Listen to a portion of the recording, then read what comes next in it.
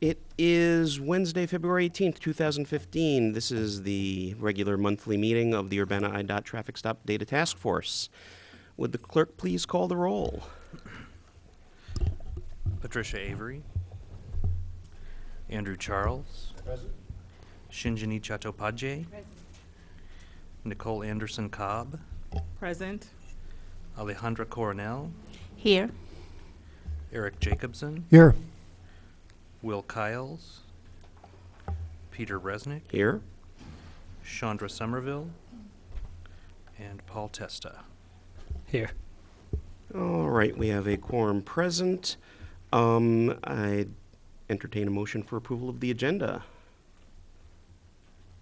I move approval of the agenda. Second. I have a motion by Eric, a second by Paul. Any changes to the agenda? Anything we need to add this evening? Great. Oh, sorry, go right ahead. And please, your microphone. I have a question about the agenda. So the book that we're supposed to discuss, were Right. were we supposed to have read that? Well, if yes, as possible. We had. So how many of us have read it? I think quite a few of us. Just the two of you? The One, three of two, you? three. Okay. So there was some contents in there that we think, by way of certainly definitions and other stuff, might make the report. So Okay. we can. Eric can at least give us a summary, and we can go from there. Okay, great. Any other questions about the agenda? All those in favor, please say aye. Aye. Any opposed? All right, so that agenda is approved. And we have minutes from the January 21st, 2015 meeting. Do I have a motion for approval? I'll move approval of them. Well, no, wait. Yes, I'll move approval of the minutes. All right, a motion by Eric. Do I have a second? Second. And a second by Paul. Any changes, additions?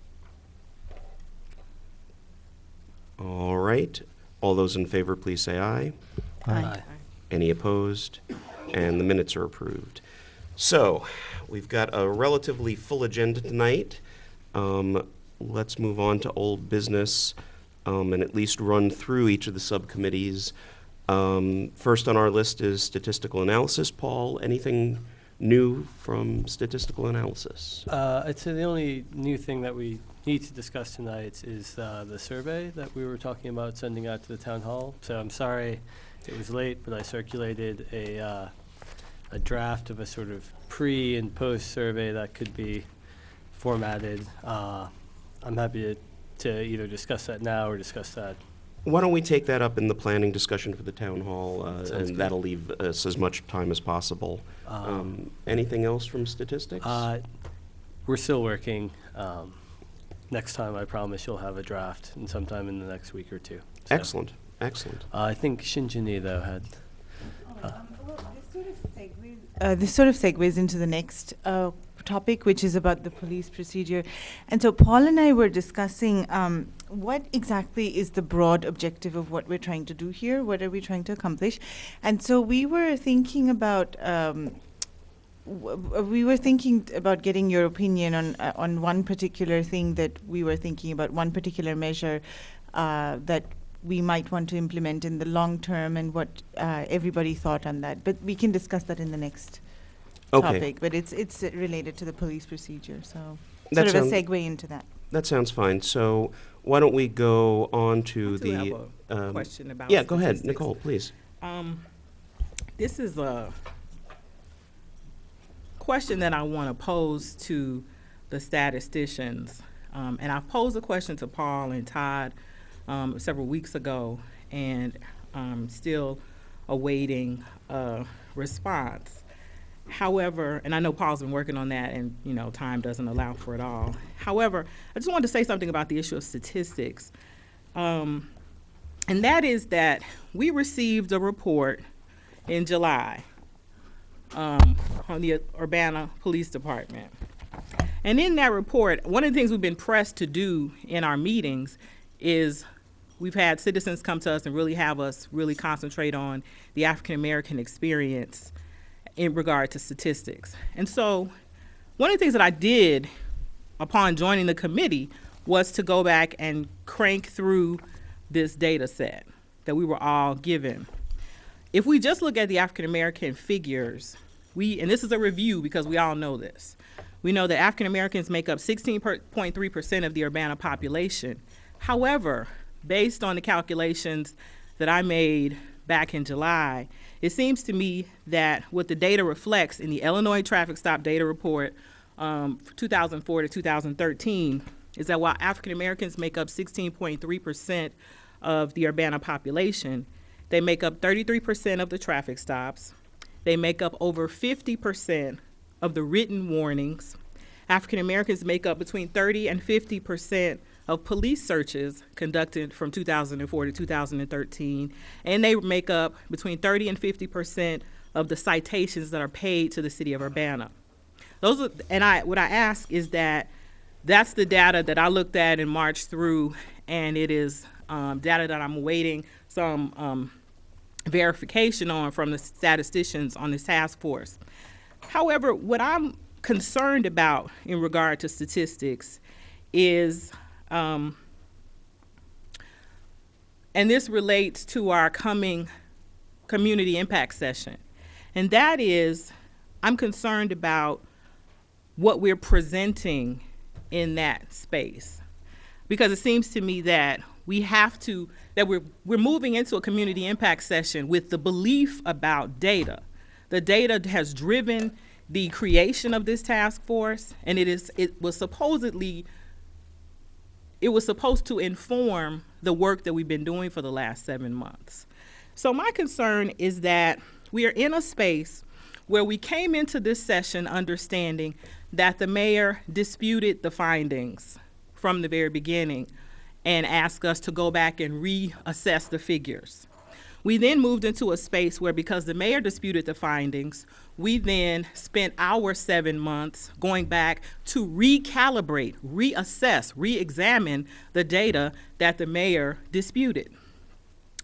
We then, as a task force, have set ourselves on a course to review all kinds of rich social science information, but rarely do we revisit the Urbana data set from 2004 to 2013 that we have had in our possession since the beginning of the establishment of this task force.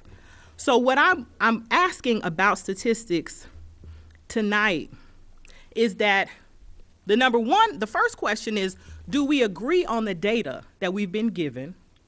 And number two, if we do not, what are we presenting to the public on Saturday?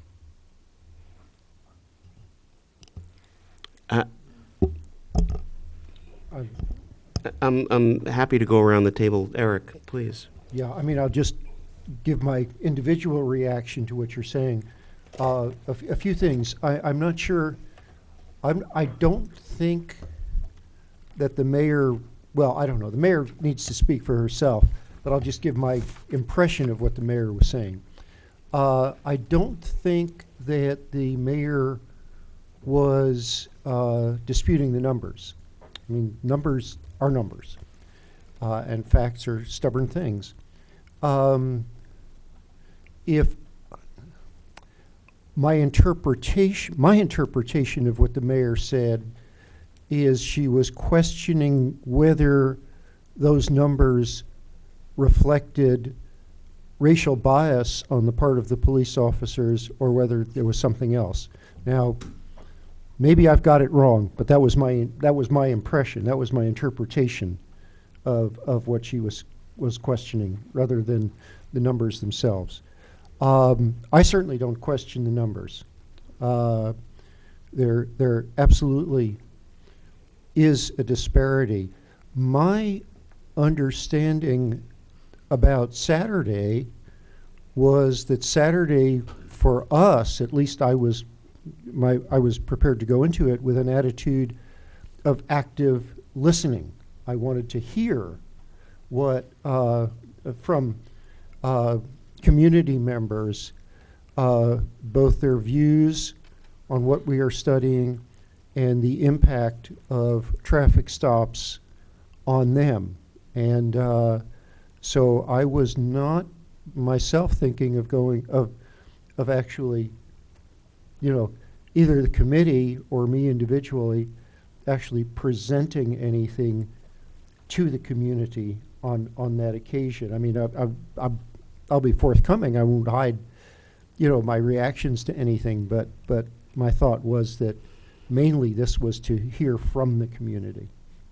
And I thank you for your response. And the only reason that I mention this in terms of the importance of the conversation we'll have on Saturday is that we talked about opening the conversation by discussing why the task force was established and what that's based on.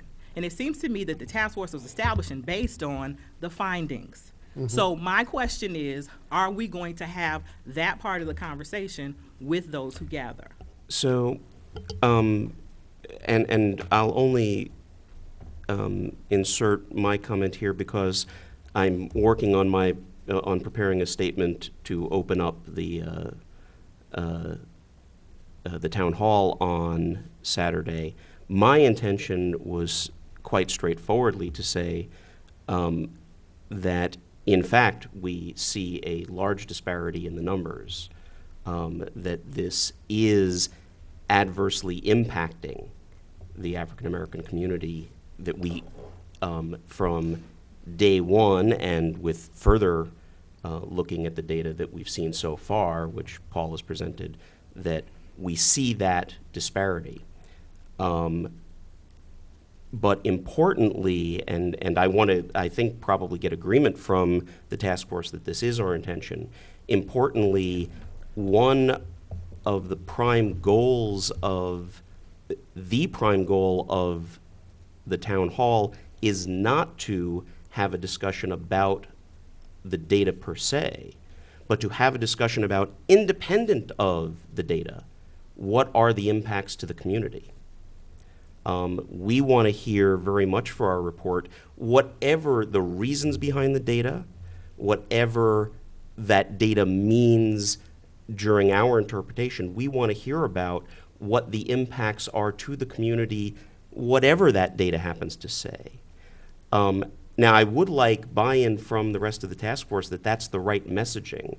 I was going under the notion that messaging-wise, what we didn't want to have happen was the town hall turn into a discussion of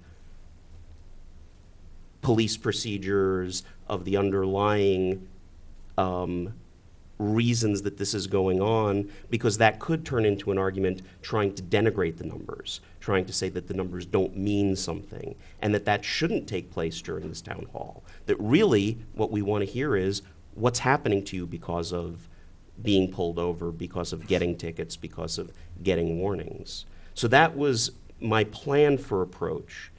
I will say that, just as a side note, the mayor's opening statement when this committee was formed, I had hoped, and we haven't had a discussion during meeting time about this, I had hoped that some of my comments and some of Todd's comments counterbalanced some of what the mayor said that evening. If you don't remember them, I hope you go back and take a look at what we did say, but I didn't find the mayor's opening comments terribly helpful to motivating the committee, and they were what they were. But in any event, I would like feedback about, and we can talk about this later, about what my opening statement to the town hall should be. But that's sort of what I was thinking in terms of. Does that sound right to you, or? I'm open to listening to what the task force decides its agenda is. I just wanted to be clear on what that was for myself, because I haven't been. Okay. Well, I certainly want to jump in at this time because as the chair of the Impact Committee, I feel like I really get where Nicole is coming from in terms of through our 7 months of meeting, we have at times lost focus on what our work was. And we've gone off into many other directions. And I do recall the very first meeting in June of last year when the mayor came and shared an opening statement with us that I recall stating at that meeting that drivers that come in and out of Urbana, wherever they come from, we're talking about traffic stops that take place, whether they're coming from Urbana, from Champaign, from off the campus. We were looking at the number of primarily the number of African-American drivers who have been disenfranchised, who has this great disparity, regardless of where they come from. The numbers reflect that there is a huge disparity in African-American drivers, and that was my point, I think, made to the mayor, that I thought that that's why we were here, to look at where those disparities and why those disparities exist. So I certainly understand when going back and looking over the numbers, Nicole, bringing that back to the table, where I don't think anyone has lost sight of that. I think there has been times where our conversation has taken us off course somewhat, and bringing it back to the forefront is important, and I do thank you for that as we go into our impact town hall meeting on Saturday. My assessment of what we would like to see happen at our town hall on Saturday is pretty much like Eric's. I thought we would be going into it as listening, inviting the community to come in and share with us the various types of impacts that these traffic stops may have had on their particular lives, and that we would document what those impacts are. So I really have thought all along that was clear, and that is what we had intended to do, is to have an open town hall where people could feel free to, at this first town hall meeting, share with us their impact statement. We also did talk about having a follow-up town hall, which was a little more private in terms of some of the people who might want to share their impacts on the city's website, or don't feel comfortable in a public setting to share their impact that way, or to also invite them at some points to meet with various members of the committee where they can openly feel freely to share what that impact is. And that would take place following that. And in terms of, I'm glad to hear that our chair is working on his opening statement, because that is part of my report, that he would be opening up our town hall, giving a brief overview of the work why we're here, and what it is that we're here charged to do. And so I'm really happy to hear that it is moving in the same vein that I was thinking it should, in terms of let's just keep the focus. If you look at the website, the city's website, it clearly says that there's a disparity, and where the disparity lies. And so I'm glad to hear that you are going to keep that kind of in the forefront. That is what our work is. The numbers are what they are. And when we hear the numbers don't lie, then we should accept that. And it seems that the numbers might lie, like when it comes down to these types of situations. So we really don't want to get away from that. We want to be true to the process, true to why we're here. The numbers are what they are. We're just here to better understand why they are. And on Saturday, we hope to give people the opportunity to share with us what the impacts of those traffic stops can be on their lives. So I do want to defer more discussion of the town hall until we get to that item on our agenda later on. But I don't want to cut off discussion as it relates to what we're, our subcommittee reports. Eric, did you have something else? Yeah, there's something I'd like to mention, and it's a little bit peripheral, but it's related to this. It's a context to our entire discussion. And I guess I'll do this in the context of being the city council representative to this committee. On Monday night, the city council will consider a resolution and I'm pretty confident that we're going to pass this in some form close to how it's presented. But we're going to consider a resolution urging the county board to, pointing out that there is an emergent consensus now across the political spectrum that we incarcerate too many people. Both that too many people are in prison and too many people are in jail in pretrial detention, and that this has a tremendous impact on people's lives, tremendous deleterious impact, that many of these incarcerations are not necessary.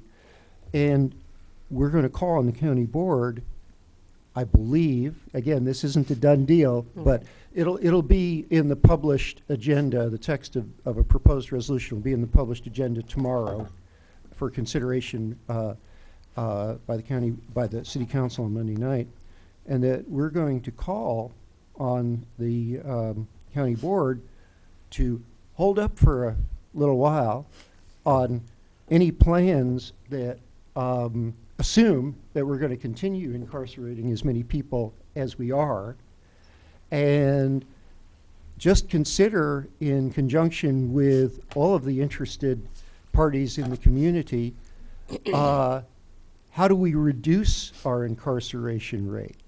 How do we provide differently for people who are nonviolent, who are not threats to flee the jurisdiction by any reasonable assessment, who are not, have mental health problems, substance abuse problems, and so forth, and consider all these things in context, and then make realistic plans based on how many people we think should be incarcerated, and make plans for the alternatives.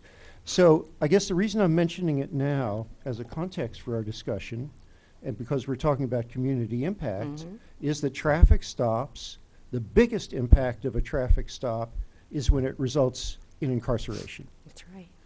And so I guess I'd like this task force to know that, and Urbana City Council isn't the only place that's considering this. This is going on, in other places around the community, but that we are going to have a public discussion, and a vigorous public discussion, about reducing incarceration. And so traffic stop, so that will change the context of traffic stop impact somewhat.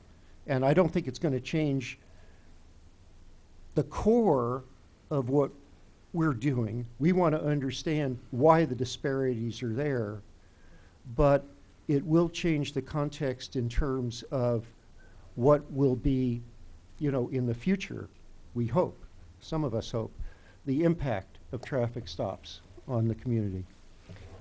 I appreciate the comment. Patricia, quickly, because Just I do want to get back to Just our real quickly as a follow-up, subcommittee. and I certainly want to, that certainly will open up the dialogue in terms of how, as a community or as a city, we want policing, how we want our policing done. So I think it will open up that discussion. And I think I'd be remiss if I didn't say that even given the mayor's opening statement, I have to commend the Urbana City Council on being at least progressive enough to take on this issue. So we have to remember that it was the mayor that appointed us even here to do this work. So we appreciate that no other governing body has taken this task on. So we do have to at least be thankful that the mayor and the city council has allowed us to even be here to dig into this very important issue even deeper, and to thank the commission, the council, for the work that they are about to go into in terms of looking at incarceration rates. I really appreciate that as well. I'll be following that very closely as well. Thank you. Thank you both, and I always hate to take these rather excellent discussions and then reduce us back to our agenda, which we have to get done. There's some tedium to being the chair here, and I'm sorry to say that this is part of it. With regard to our Police Procedure Public Engagement Subcommittee, Nicole, did you have any particular stuff to report outside of, again, our planning discussions for the town hall? And I know Shinjini said that she had some comments that she wanted to bring up in this section as well.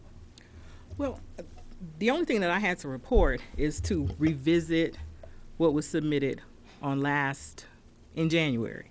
And that is that last month, we submitted a document that asked that we hear from law enforcement in highly targeted areas to discuss both procedure and accountability.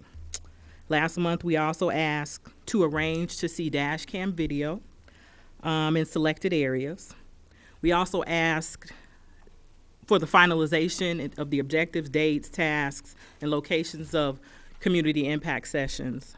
And we asked, and we shared a series of those questions that have been posted to the city website for consideration, review, and response. The results of that submission is that other than the finalization of community impact sessions, we have not had a conversation where we don't have, with the exception of Andrew, we don't, and Todd, you can correct me if I'm wrong, perhaps there are meetings that have been organized that I'm not aware of or privy to, but we have not had any subsequent conversations about police availability beyond Andrew.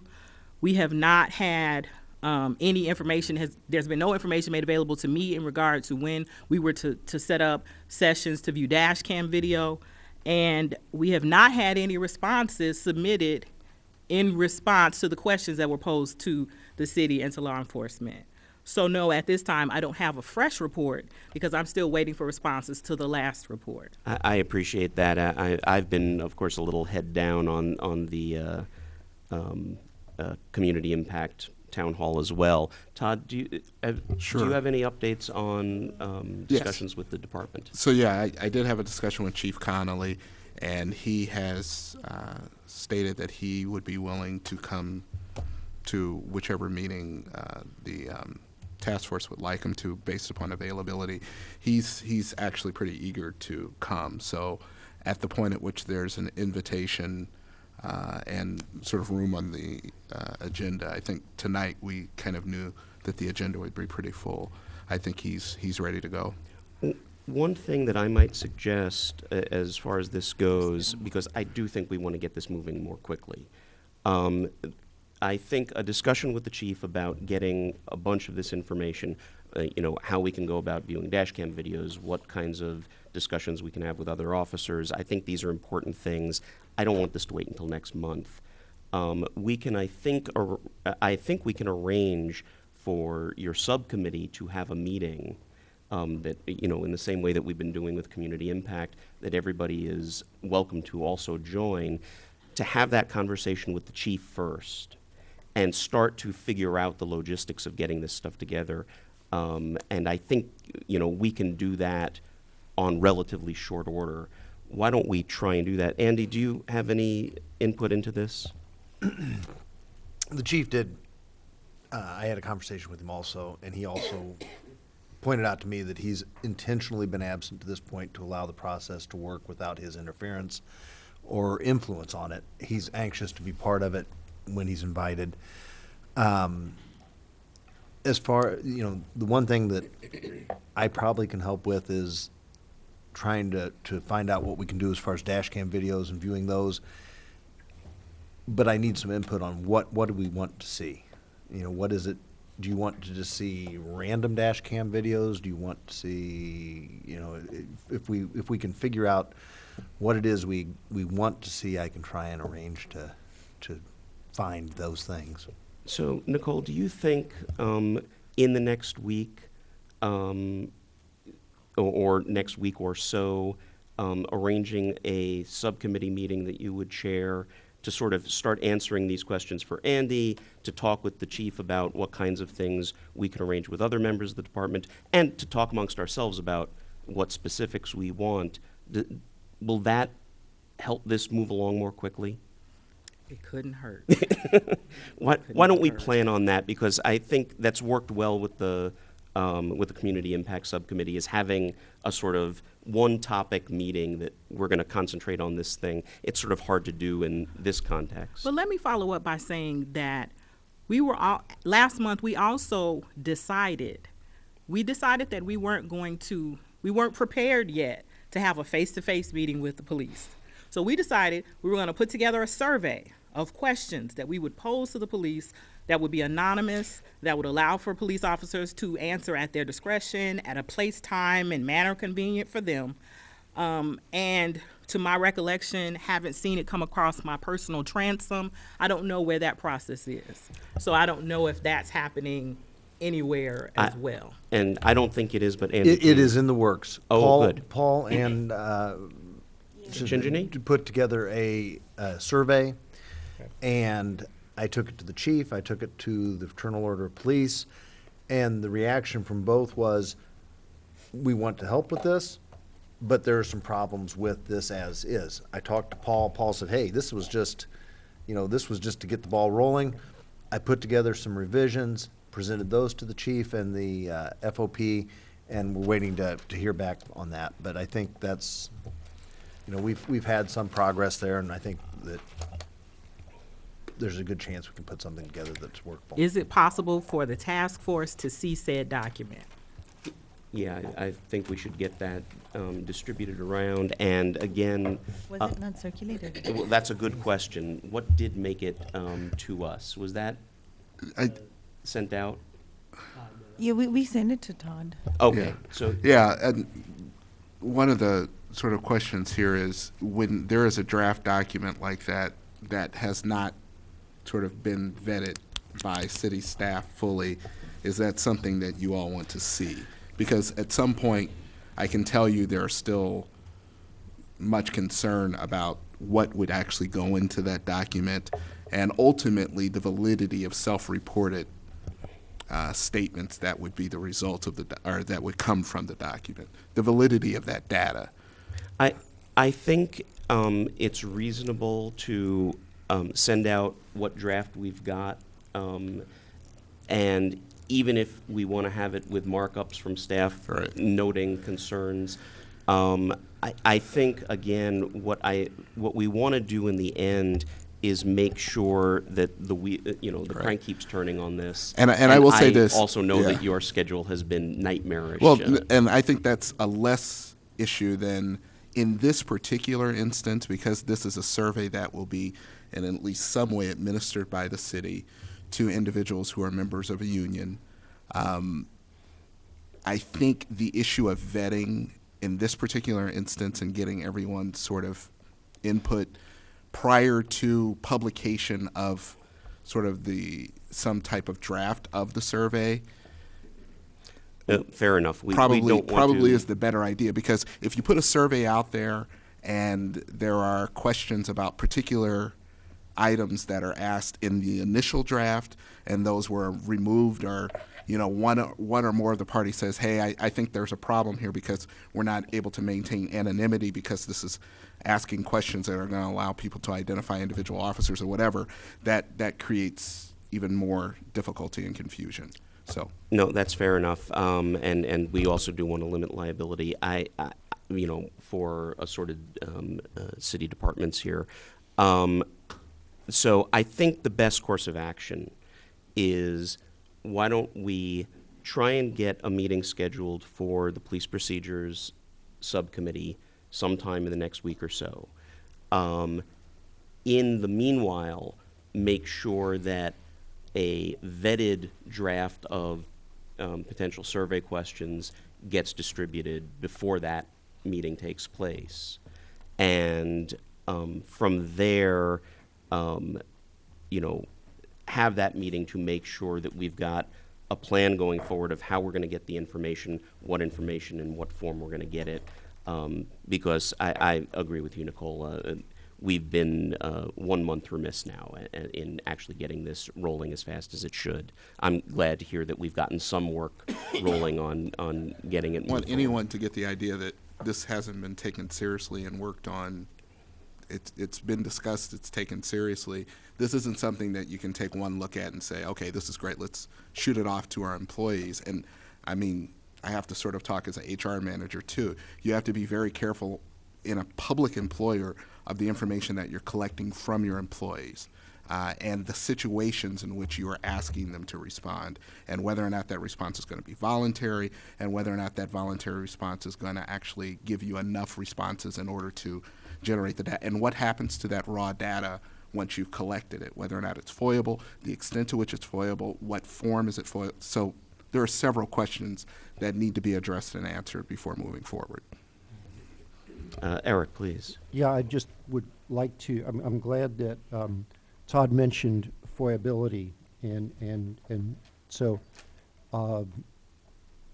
those of us who've been on public bodies for a while, and maybe everybody here is fully, aware of this, but I'm always aware that anything, any email that I send or receive in my capacity as city council person, task force member, is FOIable.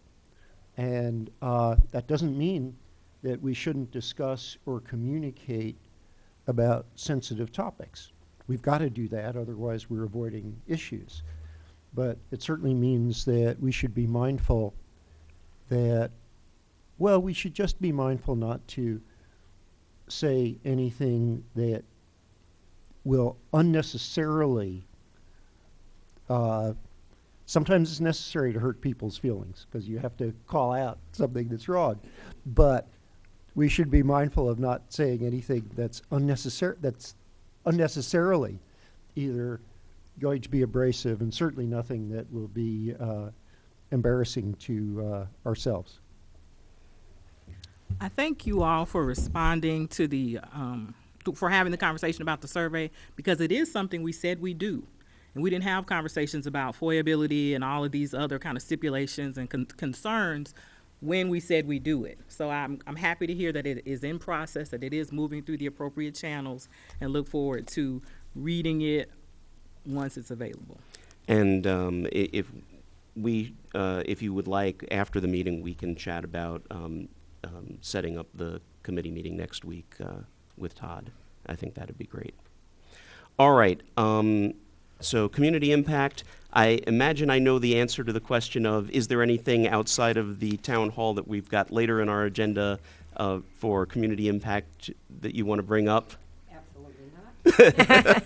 Thank you. I kind of figured that might be the answer. I think that I'm certainly looking forward to Saturday, but we've been quite active.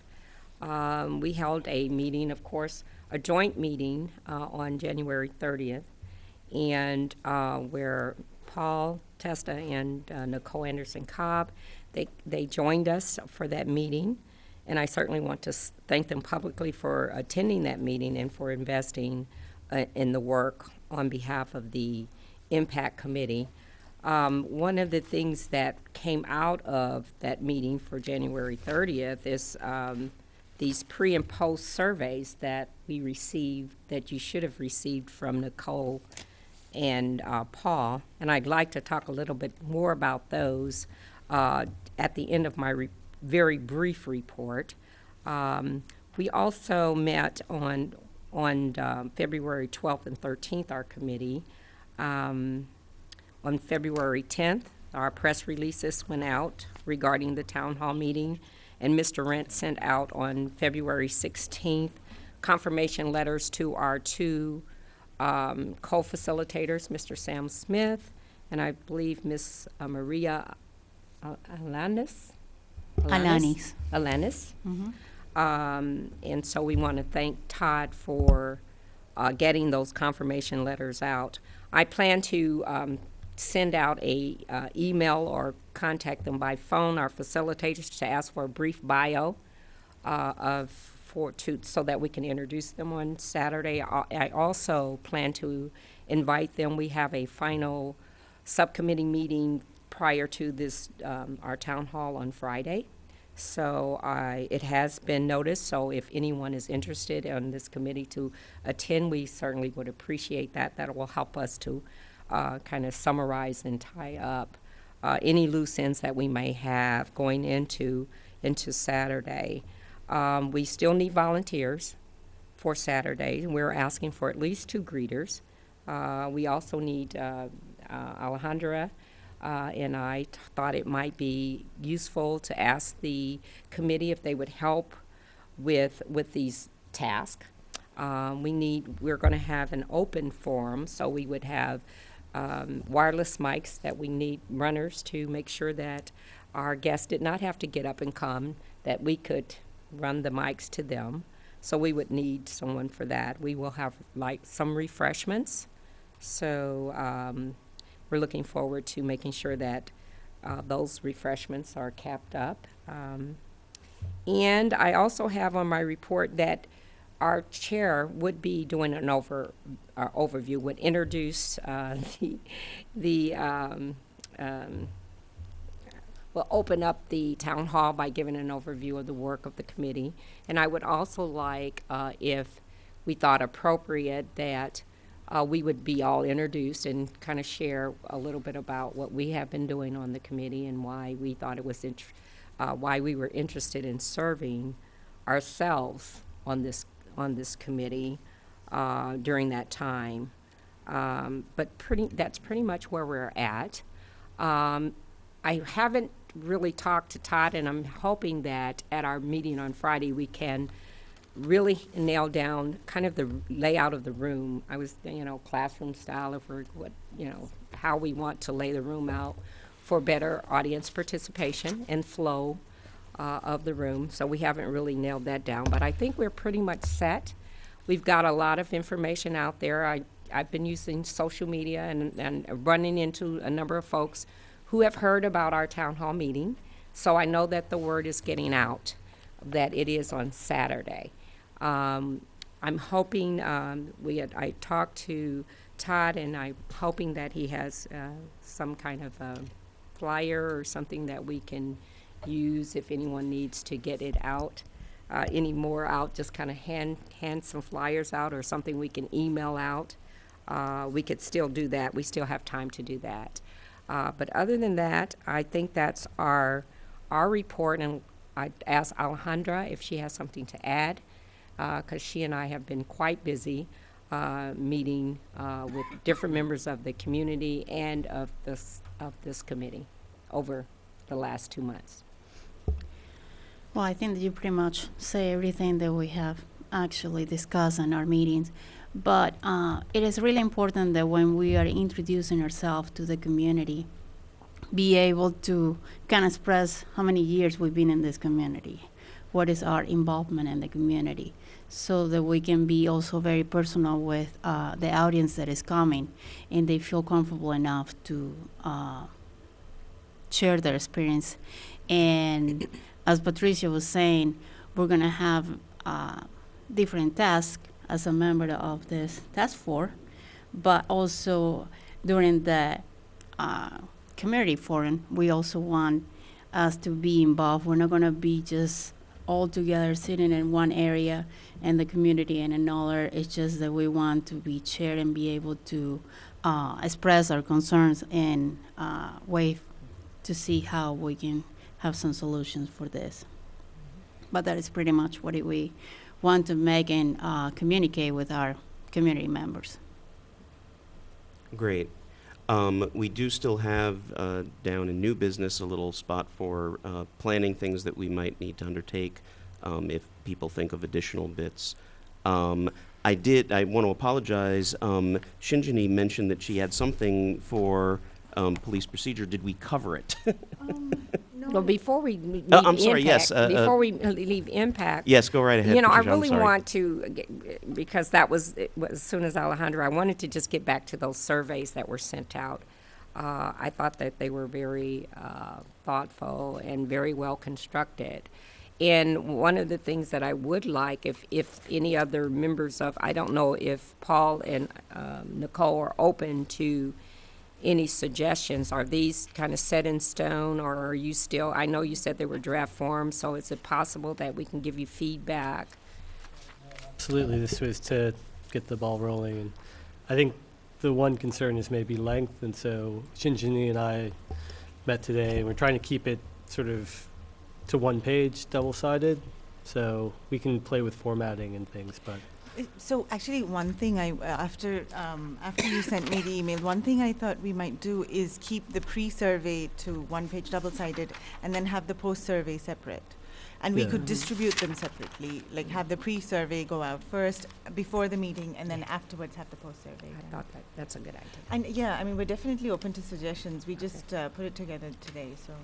Well, it was I thought it was very timely. I think it's good, but I would like to hear the comment, I mean, if there's anything coming from the other members of the committee, I would like to hear their comments as to what they think about these surveys. And as I said, can I put that on hold until our discussion below? Sure. As part of planning for the town hall? I just want to Absolutely. quickly get through the rest of it. Oh, no, and you're the chair, and leave the tail, absolutely, absolutely. open. Not a problem. All right. Shinjini, I'm sorry. I did want to circle back to you. No, that's okay. So what we've been talking about, sort of, it covers almost everything that we've been talking today. It sort of touches on the topic. So when you guys decided to do the town hall, and then one of the suggestions that I made was we should do a survey of the police force to sort of gauge their sentiment. The idea was to start thinking about opening up the dialogue about race, about racial relations. And where I'm going, where Paul and I, and we've discussed this together, and I think he's in agreement, where we are going with this is that it, regardless of whether there is racial bias, whether whatever, regardless of that, I think that there is enough evidence that once any issue that is stigmatized, whether it is racial prejudice, whether it is mental health, whether it is AIDS or whatever, once the dialogue, once people start talking more transparently about that topic, you are able to sort of bring it out into the open and sort of mitigate the effects that it has. So what are we trying to do as a committee? I mean, obviously we're going to have a report that says stuff. We're going to have the statistics that shows that there is racial disparity. But one of the suggestions that I was thinking, and maybe it's completely harebrained, is it possible to have within the police force some sort of monthly meeting where people talk about race, or a workshop where police officers meet, or is that something they would really hate? Because, I mean, a committee report is just a committee report. Does it actually help to reduce the impact on the community? I think that if you actually want to talk about reducing the impact of the community, firstly, it's important to understand what police officers think. Secondly, it's important to understand what the community thinks. And then we can see if this issue can be more transparent. I mean, there's nothing wrong with talking about racial bias. I think all of us have been subject to it. I think all of us have prejudice against something or other in our lives. And one way for as a committee to leave an impact would be if we were able to convince the police officers to even start talking about it, even acknowledging that, yeah, you know, sometimes subconsciously I do something that is possibly not right. Do you think it can be possible to open up a dialogue? I know that the police department has emphasized training on racial diversity going back 15 years at least. And I agree with you that if you had a monthly type of get groups together and have this dialogue on a monthly basis, that would be beneficial. It would, but where you kind of have to, and this is something that the chief needs to be here to speak to, and that's where do you put the resources of the police department? And while that's very beneficial, there are a lot of things that we do that are high demand, and I think looking at it from the other side, my own personal experience is I go into, I speak to every facet of this community over the course of a year. I mean, and sometimes at the best of times for them, most of the time at the worst of times for them. And I actually was going to speak to Mr. Wren after the meeting because we talked about the survey, the, help me with the name, the implicit association test. Thank you.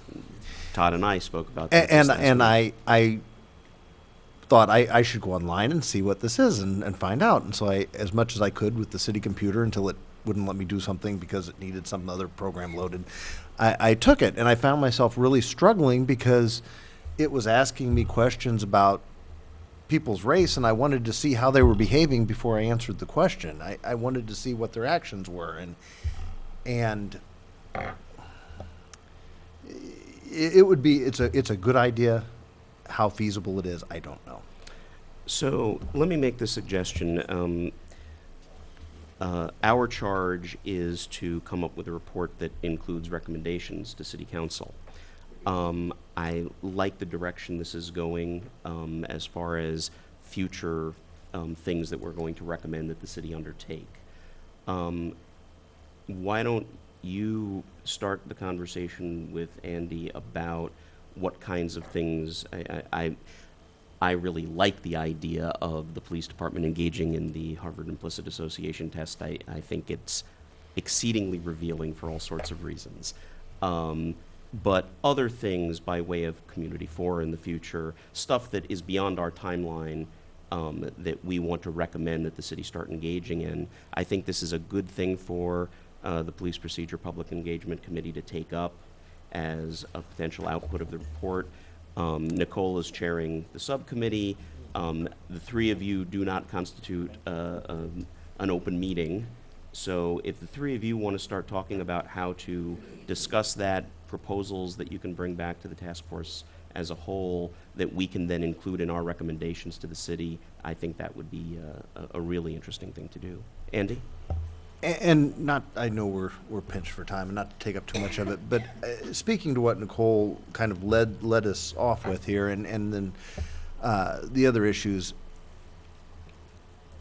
I hope that, you know, I am certainly taking things away from this committee that I'm taking with me back to the police department, and I hope everybody's taking, and I really feel like, while we don't want to ignore the base numbers that we started with, I feel like some of the information that Paul's given to us and some of the direction that Eric's given us have taken us a long way from there as far as looking at maybe why some of these issues exist and what parts of the job need more attention than others. You know, certainly one of the things I've taken from Eric, and I've had discussions several times this week with people at the police department on every different level, from rookie patrolman to the chief, and that's, you know, one of the things that maybe we don't do when we're doing proactive policing, when we're doing targeted policing in an area, that we have good plans, we put good information into it, we carry it out. Then where we fall down a lot of times is maybe we don't really examine what we did to see if the result was what we were hoping for. So, you know, I think that I'm taking things out of this committee that won't reflect necessarily in the end report, but I'm hoping everybody is making the journey I think we're making. You know, I think we're coming a long way from those base stats as far as looking at the different areas, looking at the different things that are happening. All right. Eric, more on this topic, or? Yeah, I guess I just want to follow up on Andy's remarks and also to some extent on Shinjini's. Yeah, if the report is an end point, I think that's not going to be a really big success. I think if it's a starting point for moving in the direction of a greater transparency and more, you know, more useful dialogue between police and the community and between different parts of the community, then I think that would be a great contribution. this is a little bit of a digression, but hopefully not too much. I don't know how many of you folks have read or actually read the 32 questions. So these were, some psychologists decided that they would design 32 questions. The goal was if two people paired up and answered these questions each for the other, that they would get to know each other very, very well. And if they were a young male and a young female, they would be very likely to want to start dating each other because of the knowledge they had gained. So this had a big play in some news media on Valentine's Day. But it occurred to me that there could be a variant, and it turns out that it actually works, I mean, statistically. So the question is, wouldn't it be great if one of the social scientists here or people you're in contact with would design something analogous to this, where if two people of different races or different ethnicities sat and asked each other these questions and answered them honestly, would they come to a much deeper understanding of their common humanity? So just to give you a sample, the very first question is, if you could have dinner with anybody in the world who's either living now or ever lived and have a good conversation, who would that be? Very, very revealing question. And then it just goes from there. So it'd be a different question if there was an ethnic or racial focus, but maybe that's a project for some talented psychologist or social scientist. Nicole, please. I think what you've just pointed up is what is the deep struggle of this work. Because the thing that you pointed out is that the two people have to be sitting in the room together for that experience to occur. Right. And that is what we've been unsuccessful at doing. We have not been able to get the parties in, other than Andrew. Right. We haven't been able to get the parties in the room because we were told at our last meeting that the parties that we need in the room don't believe in the process. Mm-hmm. They don't trust the process. So I think that your assertion about how important it is to be in the room doing the work is vital. But we can't even get in the room to begin the conversation. I think we have to feed them. Sorry, can I interject? Sure. So I actually don't agree that getting people in the room is vital. I think that it's important for each of us to be cognizant of what's going on subconsciously. And I don't think it's so much of a challenge for people to sort of step back and think, okay, am I doing this out of something undesirable, or am I doing this, because it's completely rational to do? And I think that for that, because if it were the case that you have to have people in the room, then there would be no hope for humanity. Human beings are generally very capable of empathy, and I think that we are naturally programmed as children, as babies, to have empathy for each other. So I don't think that there has to be a deep connection between people of different races. I think that we understand each other pretty well. I think that it's important, though, for us to have a dialogue. I think it's important to acknowledge that biases exist, and I think that it is important to have some training to recognize when you are acting out of bias, and that should be the goal, just to make people more cognizant of when the action you are taking is coming out of bias and when it is not. And I think that, that would be my goal, at least. Patricia, please. It's an interesting conversation because we've been talking about this for a long time on how we get people to treat people the way they want to be treated.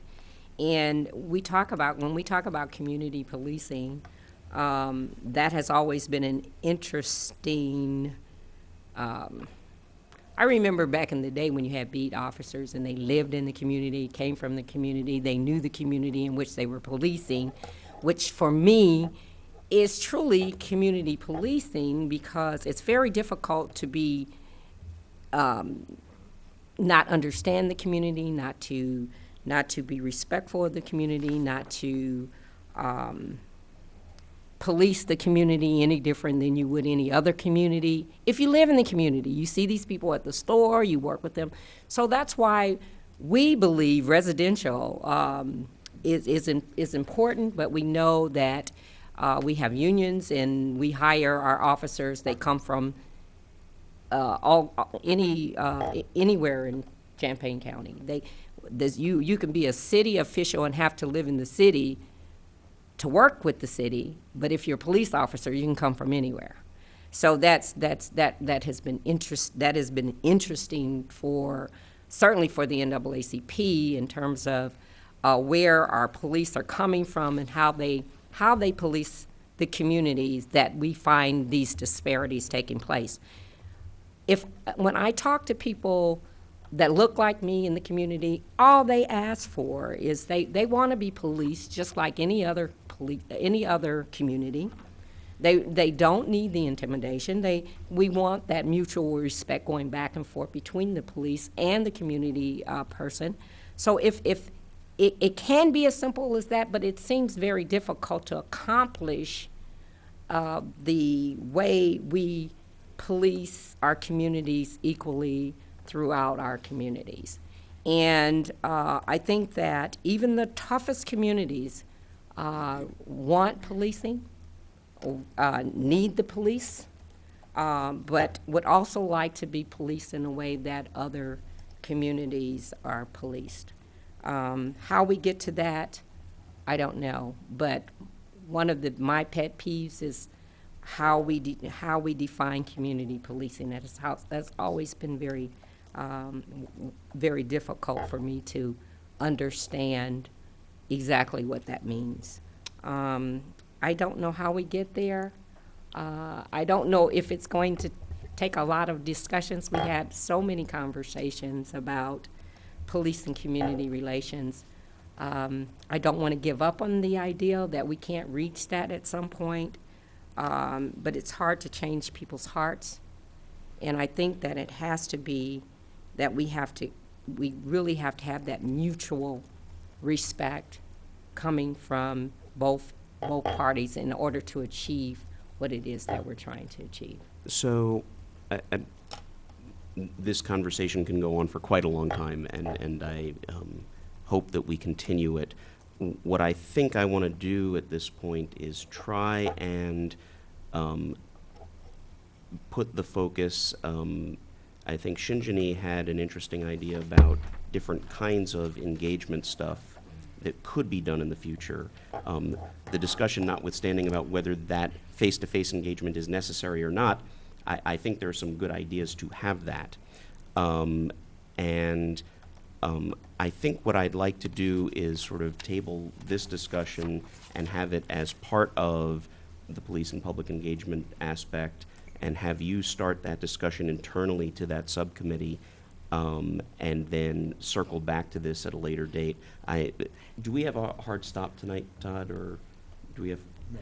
Okay, so we've got a little bit of extra time, but I do want to make sure that we get through the rest of our agenda. I have one, it'll take exactly 1 minute. Please. And I'm not, so I just want to clarify, I'm not saying that face-to-face meeting, obviously that's the most beneficial thing, but what I'm saying is that we can still take smaller steps. Like, of course, getting people in the room, having them engaging, but that's a very high bar. I mean, that's probably not going to happen, and not in a peaceful manner, right? So at least, educating just to take small steps. That was the idea. Yeah. All right. If it's okay with folks, I'd like to move on to the remainder of our old business, which I'm thinking is probably just going to slosh one right into the other. We have our social science subcommittee report. I know, Eric, you submitted an article for folks to read, but I also would like you to take up and maybe give at least 15 minutes to the discussion of the book and how that might impact our report and things that we might use from that book going forward. So why don't, if you don't mind taking them Sure. both. Okay, so I'll just take a couple of minutes on other things before we go into the book. I wasn't able to be at the meeting a month ago for medical reasons. I had a hernia repair, which is just fine now. That was a month ago. But I had sent in a couple of pieces then. One of the things that I was really concerned about, and so I found some core literature that addressed this, was the extent to which any modifications of police practice we suggest, would they have any effect on public safety?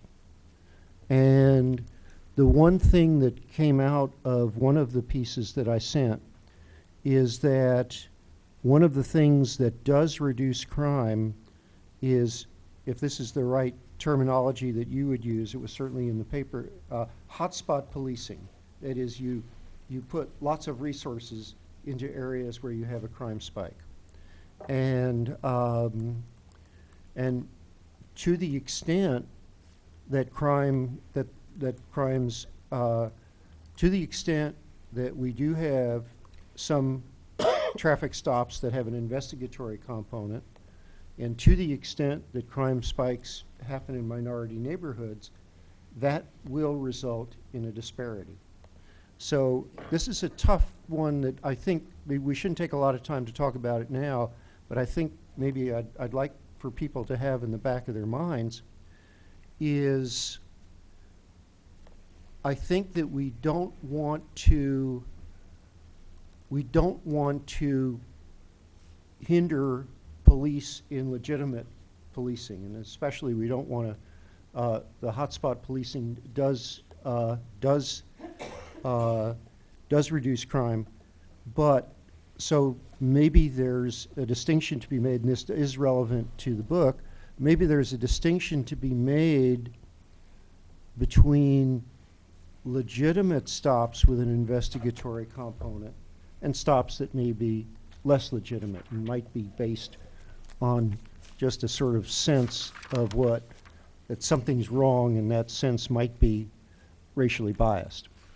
So, so I did want to put that out there. The other two pieces that I sent this month that I thought were very interesting, and I want to give a shout out to Daryl Cruz, because the second one was because Daryl pointed it out to me. But the first one was a piece on a speech that James Comer, the new FBI director, or relatively recently appointed FBI director, gave on community police relationships, which as a general, which was in general a pretty progressive piece, but but Charles Blow, who's a very excellent black journalist and columnist, said that a couple of the things that he said were really, very stereotyped. And so it was, I thought, a good example of an honest dialogue of people who are really both well-intentioned, coming from different places and trying to find common ground. Now, the book, which again was something that Daryl suggested to us, pulled over how police stops define race and citizenship, is a very comprehensive study, as comprehensive as can be done from sort of, not from, well, there's a lot of stuff in it that comes from the African American community, but it's really about what are the implications. It's really about, on a sort of documentary scale, what I think we're probably going to hear about Saturday. What is the personal impact of being stopped if one feels that one is being stopped for for driving while black? And I just add that I heard about this a lot when my son Jonathan, who is African American, would compare notes with his brothers, one of whom was Korean American and one of whom was European American, and so they would compare notes about what was going on in their lives, and Jonathan had a few driving while black stories, and also other kinds of issues where it was really pretty clear that there was a racial disparity in various community institutions about how Jonathan was treated compared to Garrett and Eric, his brothers. So I saw a little bit of the psychological impact of that, and this book is a whole lot about, getting behind the numbers or under the numbers, and trying to give the reader a sense of what, as much as perhaps a reader who isn't experienced it himself, what it really means psychologically to feel that you've been stopped unfairly, or that the follow-up was unfair, and so forth. I think that one of the conclusions that the book comes to, and I think they draw it very carefully, is that there is probably not a disparity a racial disparity in stops that are made for purely traffic safety reasons. That is, if somebody is perceived to be driving dangerously, or is perceived to have a really significant equipment malfunction, or not to have a license plate on, or to have, tail lights or headlights missing, whatever, that those stop, or speeding, 50 miles an hour in a 25-mile zone, or just driving right through a stop sign, those stops are probably made without racial bias. That the racial bias, at least in this author's judgment, is in that fraction of the stops where there is a violation, but it's a violation that if that was the only thing going on in the officer's mind, there wouldn't be a stop. If someone goes through a stop sign at 2 miles an hour instead of coming to a complete stop, or if someone drives 3 or 4 miles an hour above the speed limit, that in the and where the officer might not make the stop, but for some reason thinks that there's some other reason to make the stop, that this is where the bias is coming. Now, I don't know, and I guess this is really a question that I think we have to have a dialogue with the with the police department itself, is and I think we have to think about it ourselves. Is this really where the is this really where the is this really where the bias is coming from? And if so, how do we, and if, and to what extent are these in stops with an investigatory component? Now the book doesn't go into this. This is a question that the book raises in my mind. The book doesn't really go into the issue of whether stops with an investigatory component are justified or not, or under what circumstances would they be justified or not. And I can well imagine in my mind cases where they would be justified or cases where they wouldn't. I think if you're, if you're heavily patrolling an area around a housing complex where there have been several gunfire incidents, and you're stopping people who are going in and out, especially people who may fit the description of that's given of a perpetrator in a call for service, then of course that's that would seem to me justified. On the other hand, if it's just a black driver who's in a white neighborhood, or a Hispanic-looking driver who's in a white, who's in a European American neighborhood, that would not be.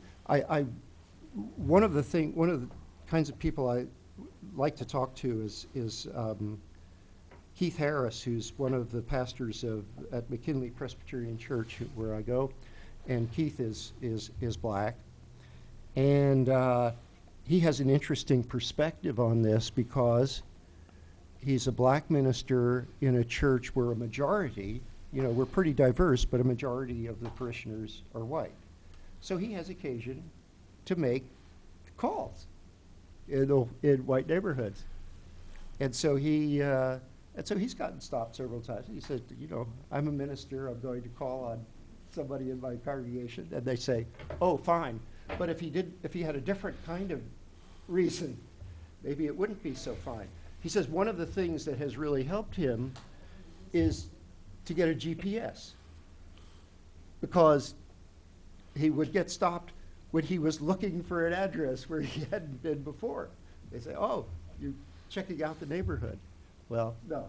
So it was really interesting to talk to Keith about that, because, you know, it was just a bridging experience, because he and I are very comfortable with each other, and we could discuss those things. So that gave me a window.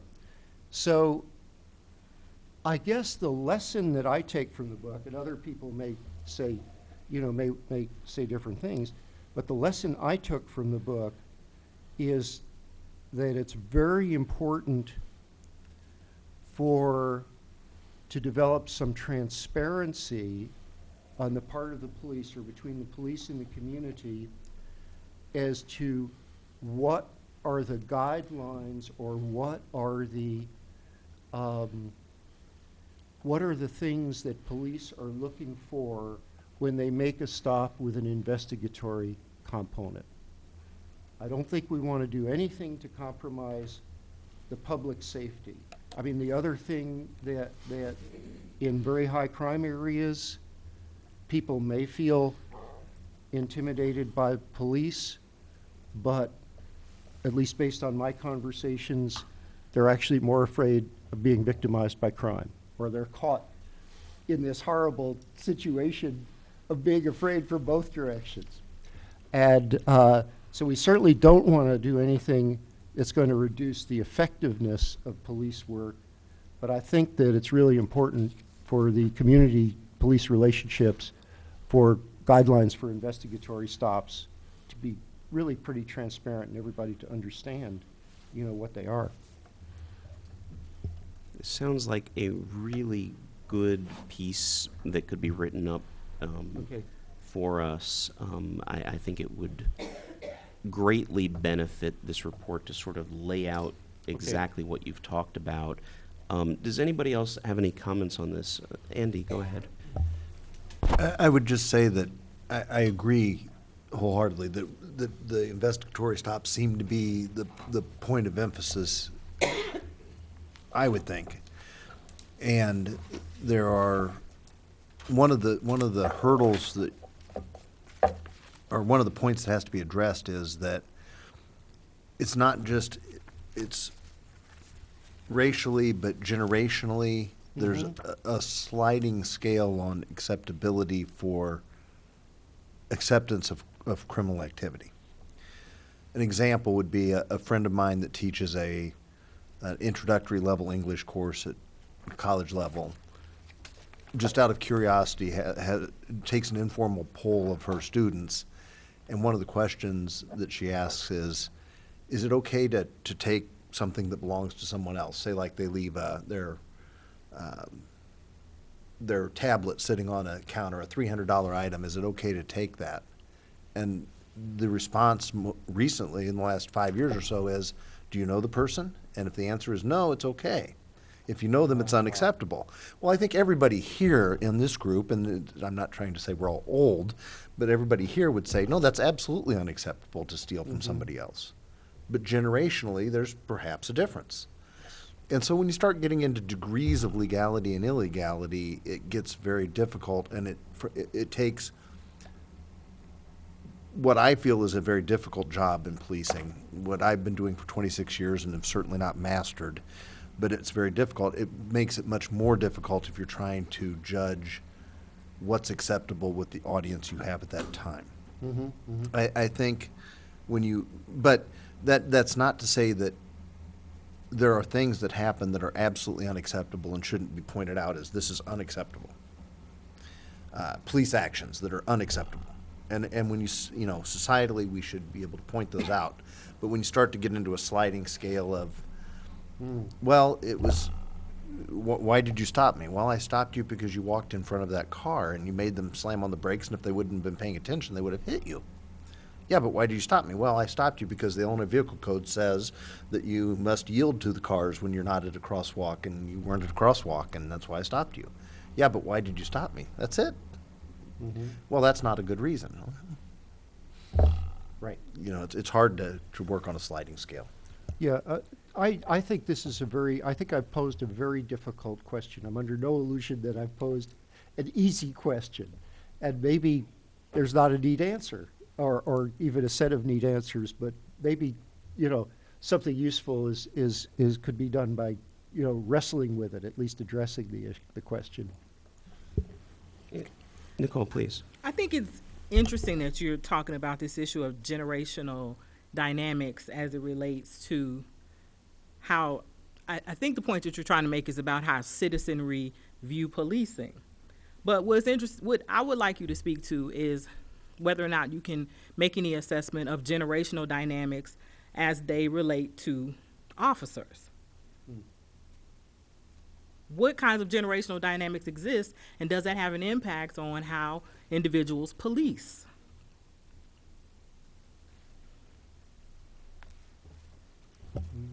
I think that if you're talking about the generational dynamics within the police department, yes, there's tremendous generational issues. There are, Say more. but and internally more. I see it internally more than externally. I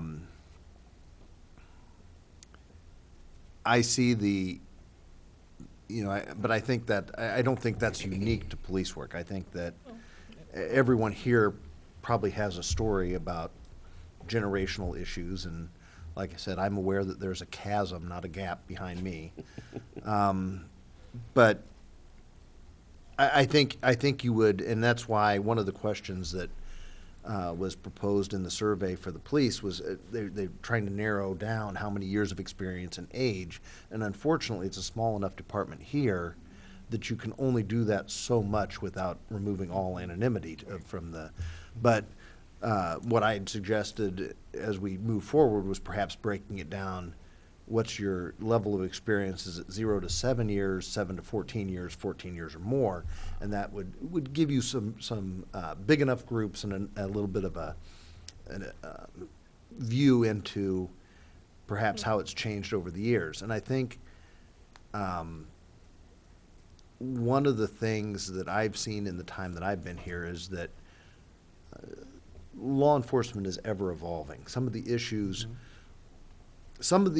that we discuss here, I don't view as big issues as people who are looking at studies, because studies are maybe 5 to 10 years old and things have changed dramatically. An example would be searches on traffic stops. Because the laws have changed, it's become less prevalent.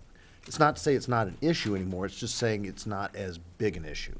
Where 15 years ago, if you looked at the number of traffic stops or searches off of traffic stops, you would maybe be looking at 150 or 200, and now you're looking at a dozen or 15.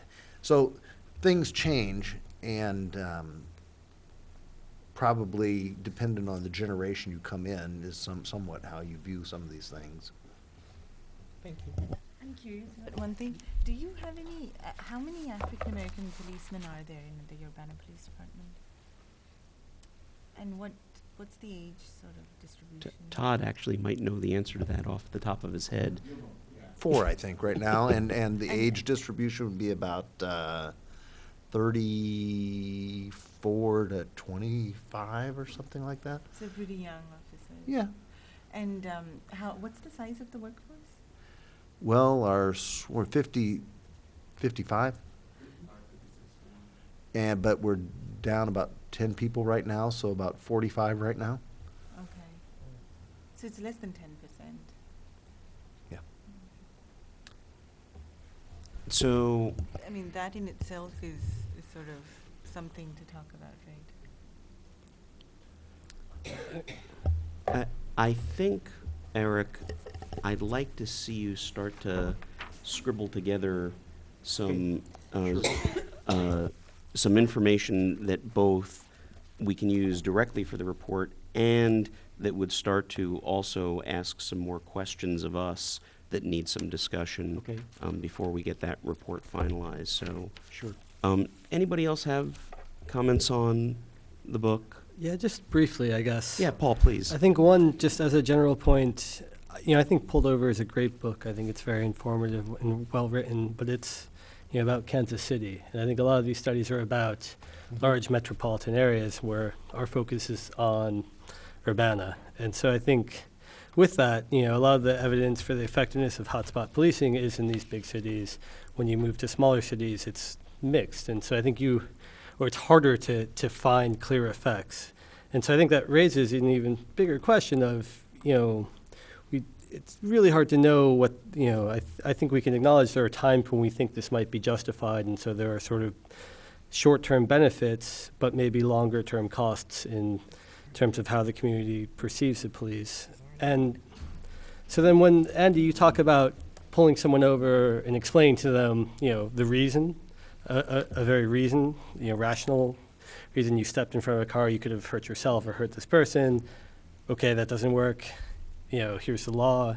Okay, that doesn't work. I mean, some people you're never going to reach. But I think most people, when you give them, this is a clear, legitimate, just, procedurally fair reason for why this occurred, I think they say, okay, yeah, I was going 15 over, I guess.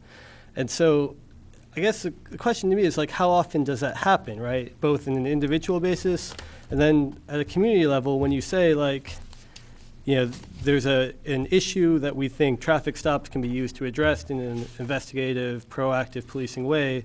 I think the police know that. I'm not sure the community knows that that's why they're getting pulled over more often, right? They're just getting pulled over more often. And so I don't know how you say, can you say this is what we're doing, or does that defeat the purpose of it? Or is there a way to say to the community, for this month, we might be stopping people more often. It's not because we're biased, it's because we're trying to address an issue that concerns you. So. No, I think that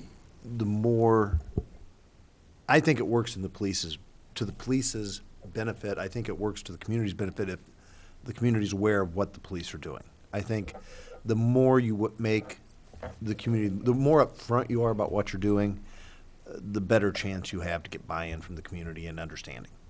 I think. So does that happen how does that work currently then? Well, I think that there are some examples of it where you see things like when roadside safety checks are done, they're publicized. You're not trying to sneak up on people and do a roadside safety check and catch people. You're trying to put it publicly out there so it becomes part of people's mindset, and they go, if I'm going to have that other drink, maybe I shouldn't drive home. But I think we can do more, and I'm not sure, that's something that's just worth thought. That's worth something I should take back to the department. How do we do a better job of getting out there what we're doing and why? And one of the things that, and I'll, Patricia and Eric in a moment, one of the things that I was thinking as this conversation was going on, Eric mentioned hotspot policing as one item. One of our recommendations might be for when the police department engages in hotspot policing, when they engage in different strategies that the community might think is a good idea, that the police should be publicizing those events to make it clear to the community what's going on, why something may be changing. So I think including a discussion of that might be quite useful. Patricia, you had a comment. Well, just to dovetail on that, piggyback on that, because that's one of my questions was regarding hotspots. And if I recall, it might have been, Nicole, and I don't mean to put everything off on you, but you might have asked the question. I thought someone asked the question, but I can't remember the answer. If we asked the question, who and what determines a hotspot?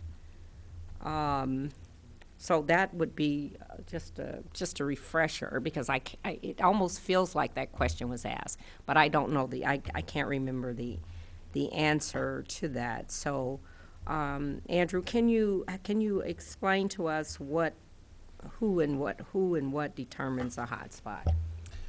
I think that when Nicole asked that question, she asked a second question with it, and that was, what does it feel like when you live in one of those hotspots and you're not part of the problem? Okay. There are a number of ways that you can identify a hotspot or problem-oriented policing or whatever tag name you want to put on top of it. But it basically is you're getting input from the citizens, you're getting input from the crime stats, crime maps that you're looking at, reviewing the reports for the period of time, recent period of time.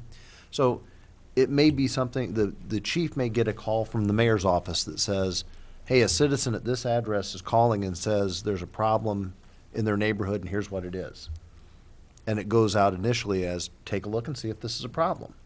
And you look at the crime stats in that neighborhood, and by gosh, it does look like a problem, and you formulate or try and narrow it down and formulate some sort of strategy to go at that. Does it include increased traffic stops? It could. It depends on what the problem is. I think actually, because we discussed this at, I think, the meeting 2 months ago, and I think part of the answer was, right now the police department doesn't actually make a formal, this is a hotspot. That's what I was getting ready to get to. It's not a current procedure of the police department. And again, maybe that's... And if that data was collected, and who would make the calls. I do remember that. I thought that was a question that Nicole did ask, like, so do we capture that data? If it was coming from the mayor's office saying, I believe this is a hot spot, send more up. And I believe the answer was, we're not doing it in the police department here in the city as a formal practice, and that maybe that's something that should be looked into. Okay. And I think, again, these are the kinds of things that we might want to put as recommendations. Okay. And now, Eric, you had a comment. So the closest thing, I think, to an actual identified hotspot that actually came to the attention of the city council was maybe close to 2 years ago now, situation in southeast Urbana, where it was clear that there was a problem. That was the impetus for us to, consider the aggressive solicitation ordinance. That was we explicitly did a budget amendment to add funds for another police officer. And a lot of the justification was southeast Urbana. And so I'm sure that there was I'm sure that there was a deployment of additional resources there. I don't know how well, how documentable that is as to what extent that was. But I also have the impression, simply because of not hearing much from there, that that was effective. Yes, and I think there were a number of different strategies that were employed there, and Lieutenant Fitzgerald actually deserves a lot of the credit for that. He took that on and met with a lot of apartment owners, and there was a number of different strategies at work. And that's a good example of a bigger problem. But what Paul was saying, smaller department, sometimes smaller problems, more localized problems. And in an ideal world, from my view, at the police department, we would have individual officers that, this is my beat, I understand what the issues are today, and I'm going out for my tour of duty, and I'm going to, wherever the radio tells me to go, I will go, but in my spare time, I'm addressing these particular issues. And that could be something like, I've worked 3 accidents at this stop sign this week, I'm going to go watch that stop sign. It could be something as much deeper of, this house had 10 shots fired through it last night. I think there's a problem here. I should keep an eye on this area. So, but I think in an ideal world, it's working not just at the top, but it's working all the way through. But then the question that's been asked is, how do you track that? And if resources were no issue, you could hire people to just track that. Resources are an issue, so I think that's where it becomes important to have departmental direction and have your lieutenant setting the identifying the bigger problems, and your frontline supervision making sure that what the officers are doing on the street level is, again, reflecting, looking at what's being done and making sure that we're accomplishing what we're setting out to accomplish. Does less stops result in less resources being used, and more stops result in more resources being used? Because if we have those hot spots and it does create these disparities, it would appear that maybe there is more going into. What I hear a lot of complaints is that through these investigative stops, we might have gotten stopped on one issue. A tail light was out, the license plate, you couldn't read it, there might have been something dangling from the, and there was, or we didn't stop 100 yards before we made a turn or something, and we got stopped. And that led to, well, we got to get the dogs. We got the dogs. We think we smelled something. We get the dogs out. We're searching the car now. So the initial stop, we were stopped for one thing, and then it just kind of spiraled into more of this investigative stop. And that's what I hear, more complaints coming from more individuals that come to the NAACP or just know who I am and want to register those complaints. That's where the bulk of the complaints are coming from. And if we are working traffic and people are mainly going about, if they violate the traffic, I can understand that they will get a ticket for running a light, running a stop sign. But it seems that we have an overuse of these investigative stops. And that's where the number of the complaints are coming from that I hear. So. I think this is important input to what you should be writing up, Eric. Okay. I hate to move us along Yeah, at this please do. point. So we're at the end of our old business. I suggest for the health and welfare of staff and everybody else, let's do a quick 5-minute break, given how long we've been going tonight. So come back quickly at 15 minutes past the hour, and then we will do our new business and public input. But I think a couple of folks could use a quick 5-minute break. Okay. Thank you. We'll be I need water. momentarily adjourned. You're good. I'm glad. All right, I think we should get back into session. It is 1:15, and we are moving on to new business. We're ready to roll? Eric is still out. Eric is still talking to the press. I think we can at least get started here, and he can rejoin us. We still have a quorum present, and we do have to get to public input as well. So first item of new business is approval of chair's report to the city council. I prepared some text that I hope you got yesterday, reporting what each of our subcommittees is doing, and then at the very end, suggesting an extension. Let's split this into two pieces of the discussion. First of all, is there anything factual about the subcommittee reports that I put in here that you'd like added, or that you think need to be modified? I think the subcommittees are doing a fabulous job, and I do want to convey that to the council. I also don't want to overpromise things to the council or give them the wrong impression. So are there any modifications to that part of my report that anybody noticed? Good. Then let's talk about the extension. So what I suggest... let me ask you yeah, something. go ahead, Nicole, please. At the top of the document, it says this is a bi-monthly report to city council. It's supposed to be. And have there been other reports? I And can we gave- see them? I gave one report in person just to update them, and this was probably 3 or 4 months ago. So I am behind in writing up these reports. I'm hoping that Eric is reporting what he can regularly, but I did want to make sure that we started getting in the habit of the formal report. So I had promised Todd last month that I was going to write one up. So the only one I gave last time was we're working. And I went through the makeup of how we were doing our work.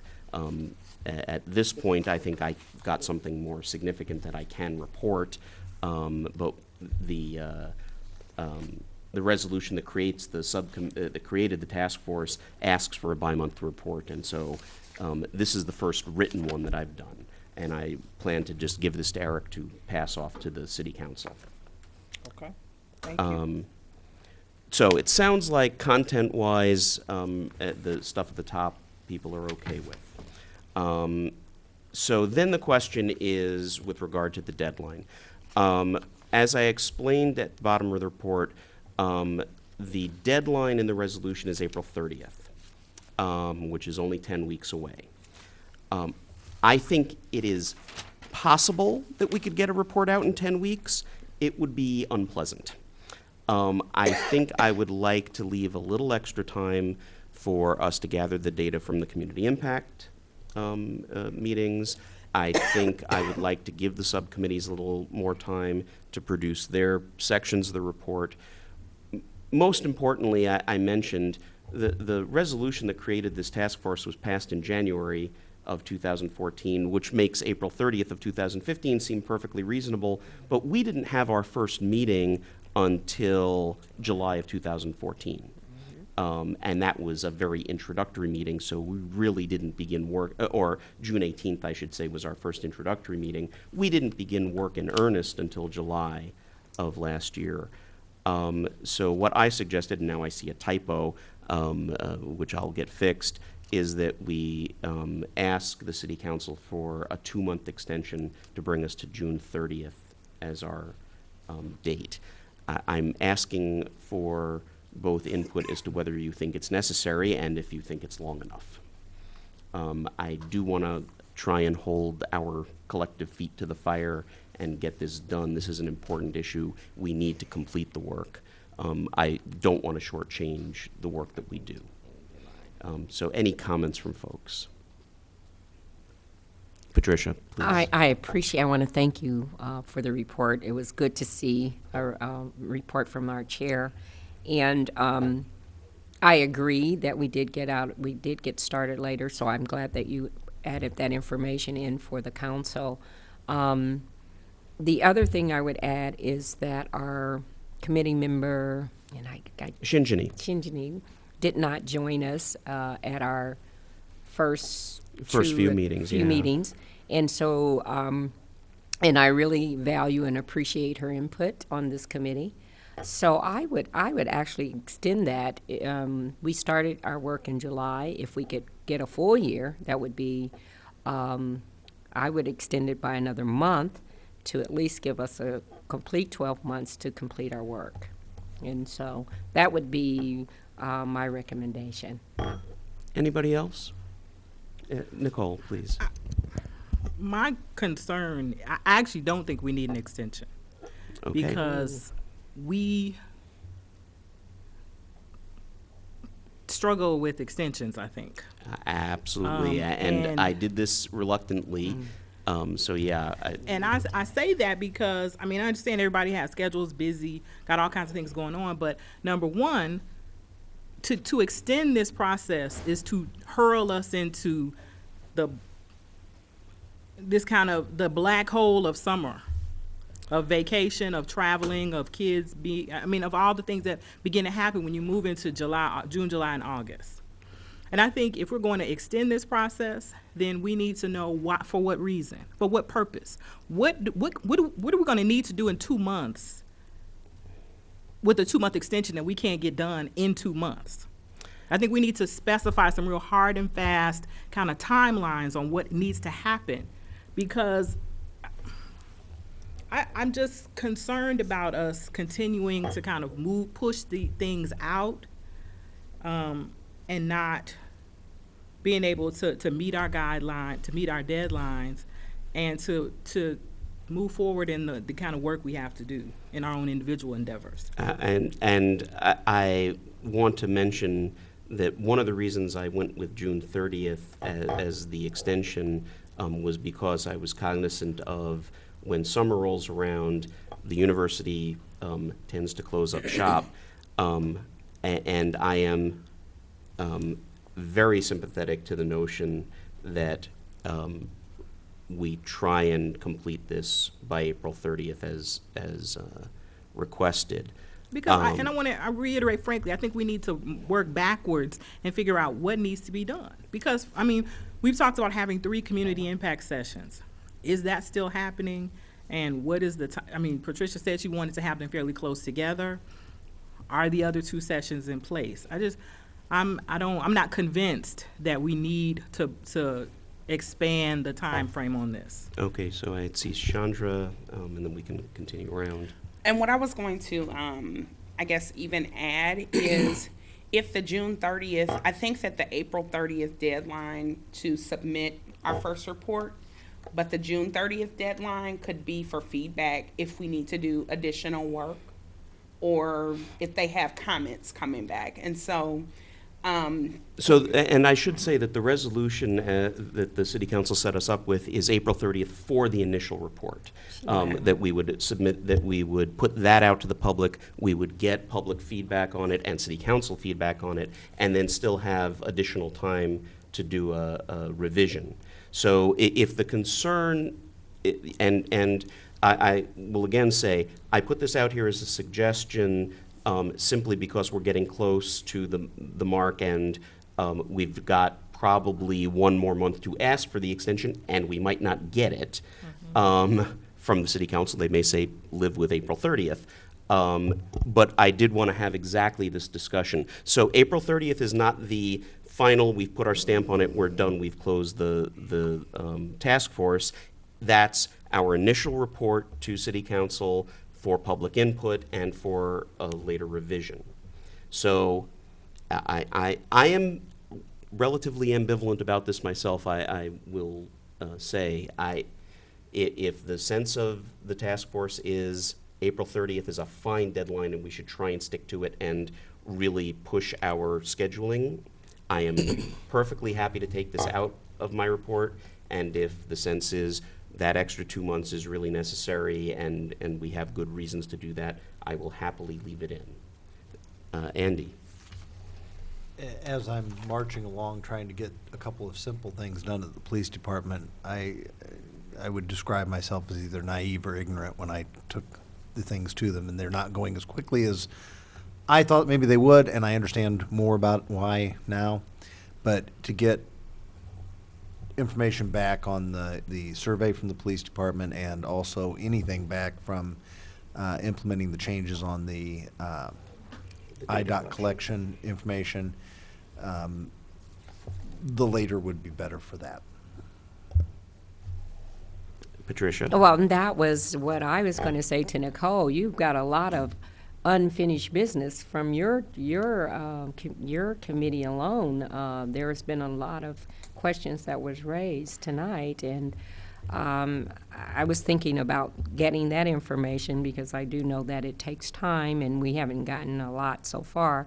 So the thing with the town hall meetings, we're hoping to get that one meeting should follow very closely. I have talked to Janice Mitchell, who we said that we would have the second meeting at her place. She's very amenable to that. She says just let her know when the date is.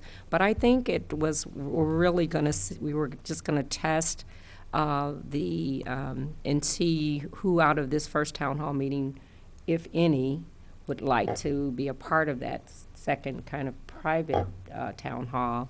And then the third town hall, we were going to choose one. We were thinking of having it at one of the hot spots. It doesn't have to take that long to have our second and third town hall meeting, but it is trying to collect all of that information and putting it in some type of a report, which I hope to do with Paul. So, I mean, I only thought that giving ourselves a little more time to make sure that we did get all of the information, that we didn't have time to put it together in a report, having that additional time would be helpful. But I also know if people think that our initial report can go to the council by April 30th, I'm not that optimistic. But if people on the committee are, then fine. I'm still for the extension. Anybody else wish to comment? Paul? I mean, does it hurt to do both, to ask for the extension, but to set our deadline for April 30th? Or is that just... I can take that direction to heart from the task force if that is your desire, that we go and ask the city council for the extra 2 months, but we continue to operate, that we will have the draft ready for that our April meeting will be when we expect to have the final collection of stuff.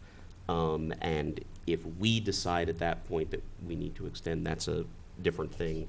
I am happy to be the taskmaster here. That's just fine. Any other comments? The question that I have is actually for Todd. Is that it's possible to kind of give a partial report on April 30? Because listen to Andy and getting the survey done and getting the data and everything. I don't think that is the goal of April. Provide a partial report and then I don't know how that can happen. I can at least tell you that my read of the resolution is that what we're handing in on April 30th is our draft of a final report, that we will then get input and we will make adjustments to it. But I think we would be violating the resolution and the intent of the resolution if we were to have a section that said TBD. I don't think that would be acceptable. If we said, we plan to, in the next month, in the next revision that you see, add additional data, I don't think that's going to fly. I think this has to be our attempt at a final report, and then we will get some feedback and might need to make some adjustments. Does that help?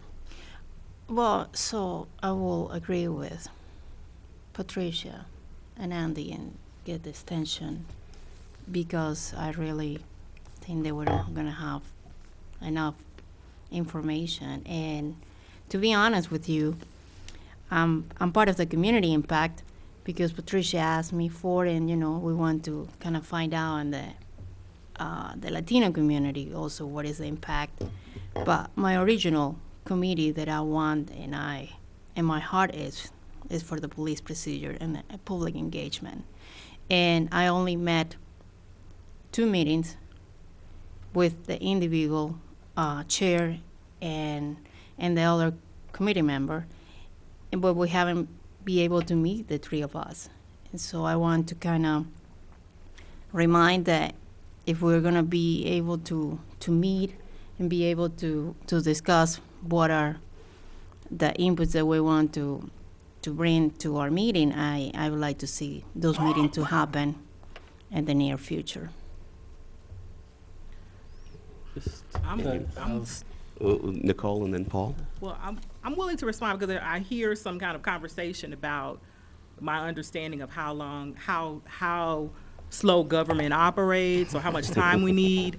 My issue is not to prolong the process. It is to move the task force. It took us a month to figure out how to get a flyer produced to advertise an event that Saturday.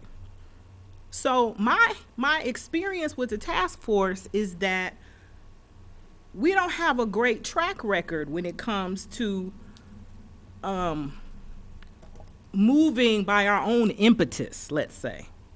And I think that I want quality work done, absolutely. But for me, I don't have to have a survey.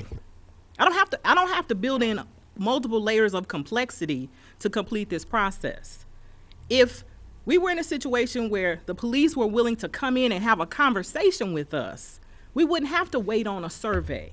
We wouldn't have to wait on getting a tool constructed to then get it vetted, to then turn it over, to then have it given to officers, to then come to us and be willing to have a conversation. That is building in complexity and creating yet another chasm between police and community that we could avoid if we were willing to get in the same room. So yes, there is work to be done, but it is because we keep creating work to do. We keep creating work that serves as barriers between us and completing the task at hand. So I'm committed to going along with the desires of the task force. But I just want the record to reflect that I'm not committed to dragging out a process, because we came together last month with a list of stuff we said we were going to do. And here we are this month have left a lot of things undone. So I'm willing to go along with the clearly I have to go along with the committee wants, but not because it's my desire and because I think it's going to serve us. Unless we get motivated to work between meetings. Whatever the outcome of our vote to approve this report with or without changes, I will absolutely take to heart your comments, Nicole, and do what I can to drive this in the next month or two as hard as I possibly can, and to paraphrase, to limit the amount of extraneous stuff that is causing us to slow down. I think that is very good advice. Eric, and then Alejandra. So, very early in the process, as I recall, we did talk about trying to get police and community in the same room, and we decided at that time, I think there was really a consensus, and I remember this really well because I was the person who raised the issue of getting us in the same room, and then there was a reaction to that we really needed to lay a foundation for that before we did that. Otherwise, that it would not necessarily be useful. And my understanding is that the survey and the extra steps that we're taking are not to erect barriers to that communication, but to make it possible for it to happen in a constructive way. And so I will vote to support the request for an extension. It does seem to me to be well justified in this case. Alejandra, did you have another comment? You calm me down. And but I have a question for Andy, and remind me, did we have a finally no for no bringing police here and be able to express what their concerns or expectation or interaction with the community? Or did we get that answer? No, and that's something that, like I said, the chief has expressed his willingness to be here and desire to be here, and I think that's a question for the chief of police, not for me. I'm here. I'm willing to answer any question you have and talk way longer than you want to hear. No. But yeah, I think the chief would need to speak to that. The reason that I asked this question is because we're gonna have a meeting with the chief, and we have 10 weeks too.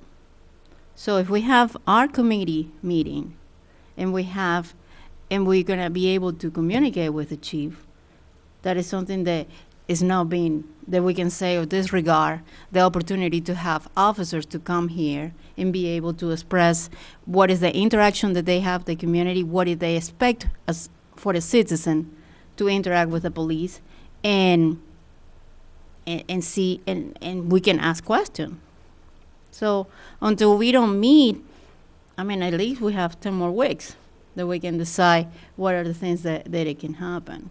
But still with those, and And we already have amount of time working into the survey. I don't want to disregard that and disregard the opportunity to provide the survey because we already work on that, but also to see the possibility to have and bring the officers here.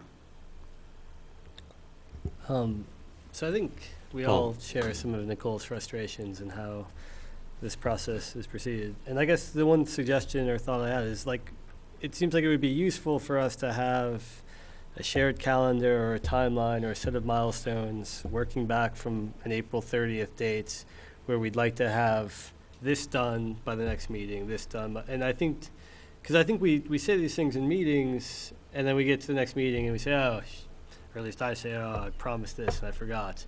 But to have that existing somewhere and reminding us, I think would be useful. And So I have a suggestion along those lines, because I think that's an excellent idea. I know that we talked about having the Police Procedure Public Engagement Committee have a meeting next week to start the discussion with the police chief. But how about I meet next week individually with each of the chairs of the subcommittees, and just one-on-one, we will develop a calendar of tasks to be done, what's left, because I think at this point we can still do it on a subcommittee basis. I think by next month's meeting, we can sort of see those tasks coming together, and then we will have a group calendar of what needs to be done. But I think you're exactly right, Paul. I think that's a great point, and so I will schedule with each of the subcommittee chairs next week sometime so that we can get together, develop subcommittee calendars of what we expect and when that's going to come out. We'll publish that to the rest of the task force, and then hopefully when next month's meeting comes around, we are full steam getting our pieces of the overall report done. So I do appreciate that. Any other comments on this report to City Council? Before someone makes a motion on it, two things that I would like corrected. One, to add a date to the top so that it's today's date, or to the bottom where my signature will go. The other is at the very last, second to last sentence, it says June 30th, 2005 instead of 2015. Just a typo, but to correct that. So I would entertain a motion regarding acceptance of this report for City Council. So I'll move acceptance of this report to the City Council. All right, so I have a motion by Eric, a second by Patricia. So the result will be as written with these two corrections, adding the date and fixing the year number in there, that this will be forwarded to City Council through Eric as our report, and asking for that extension. Any further discussion on the motion? All right, all those in favor, please say aye. Aye. Any opposed? Nay. All right, that motion carries, and the input that produced this motion, I very much appreciate, and we'll go forward with that. All right, the other item of new business is planning discussion for the town hall. Patricia, is there anything else we need to edit the entry and exit surveys? Do you want to do that during the meeting on Friday, or? Well, the one thing I wanted to talk to Paul and Nicole about, again, thank them for doing these. Is there any way that we can combine the because I'm really wanting to hear from them how they thought that we should collect this information, and if the pre-surveys were going to be handed out during the town hall, the pre and the post, and if that's the case, then is there any way that we can combine the two surveys condensed into one survey, or if you can explain to me why there would be a need to have the two. Nicole, Paul? I'll respond just by saying that I mentioned to you via email, because I couldn't make last Friday's meeting, that I would pull something together. And I like And this was my effort to ask the kind of questions that I thought, grew out of, frankly, my own interests and concerns and things that we've been talking about all year long, but also just to provide something that you could look at. I think that both surveys work well, but I do think they have different focus. And I think that Paul and Shinjini's document would be we could go with it as is, to the extent that it's distribute the pre, and then if you can get people to respond to a post survey before they depart, it doesn't have to be that complicated. The thing that I think the kind of thrust of the documents are different. I think that the document, and that's the richness of it, is we could each of us could sit down and do a survey, and it may look very different. But I think this Paul and Shinjini's focus is really on race, which is vital to the conversation. I think the survey that I produced reflects a concern about economic impacts, that concerns procedure and economic impacts, and the consequences of stops on an individual's kind of lived experience in Urbana. So, I'm flexible, open. Take the meat, leave the bones. This is just a tool for you. This is your presentation for the audience. So I'm willing to yield to whatever you feel is going to best serve the goals for the program that you have in mind. Well, I certainly do like. But I know that you've been they do concerned so. about economic impacts, so I just was kind of trying to be attentive. Well, and to that. psychological, physiological, and all of the other impacts that go into what someone might be experiencing during the stop. And you touch on that in your survey, which I really do appreciate, because for those individuals who may not feel comfortable in speaking, that they just thought that they might come out as a spectator to our town hall meeting, I like the idea of a survey, because some people might complete the surveys, and we'll be able to get more information from those that are just sitting as spectators and are willing to take some time out and complete the surveys. But what I don't want to do is kind of overwhelm them with a lot of different surveys. That's why I was wondering if we could somehow make it all one survey, putting your questions also onto a survey, kind of collapsing them into one survey. They are really different. Paul's survey is quick, just circle, and people can easily do that. Yours is more thoughtful. People would have to actually think about their experiences and actually write something down, more open-ended. So, I'm certainly willing to listen to what the other committee members think about those surveys, and how we can use them as we go forward with our town hall meetings. I really would like to gather this information. It would be helpful to our final report. Yeah, Chandra.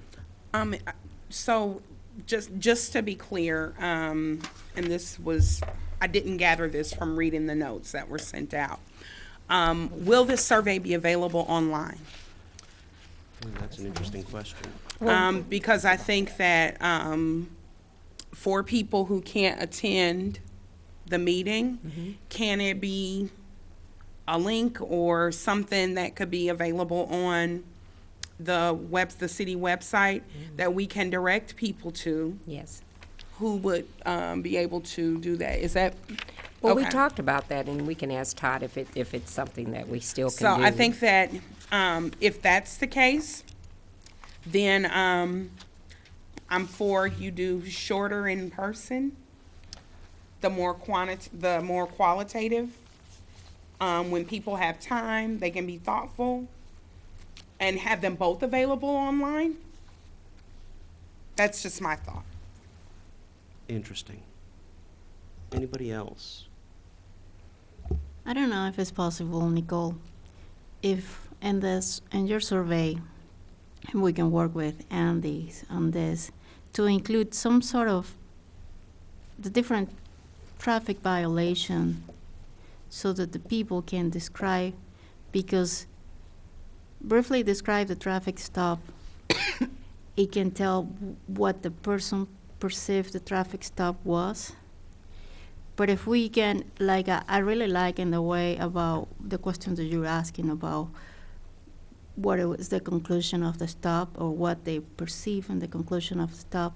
But if Andy can help us in a way of developing what are the possible traffic stop so that people can mark, it was because I run into the stop light or, What were you know. you told to stop? And Stop for? including into this question, do you think that is something possible that it describe what Patricia is, and I were looking in the community impact, but it also give us some technical aspect and the law that I think Andy can help us about what kind of traffic stop was done. I have not looked at the survey, so I'm. So what Alejandra's referring to, right now, there's a section that is narrative about describing the traffic stop. And could we add another section that was more definitive? What was the sort of traffic stop? So. One is a per section, I and, think, and, you and know, Nicole, If we just maybe limit it to, do you believe that you did the action the officer said you did?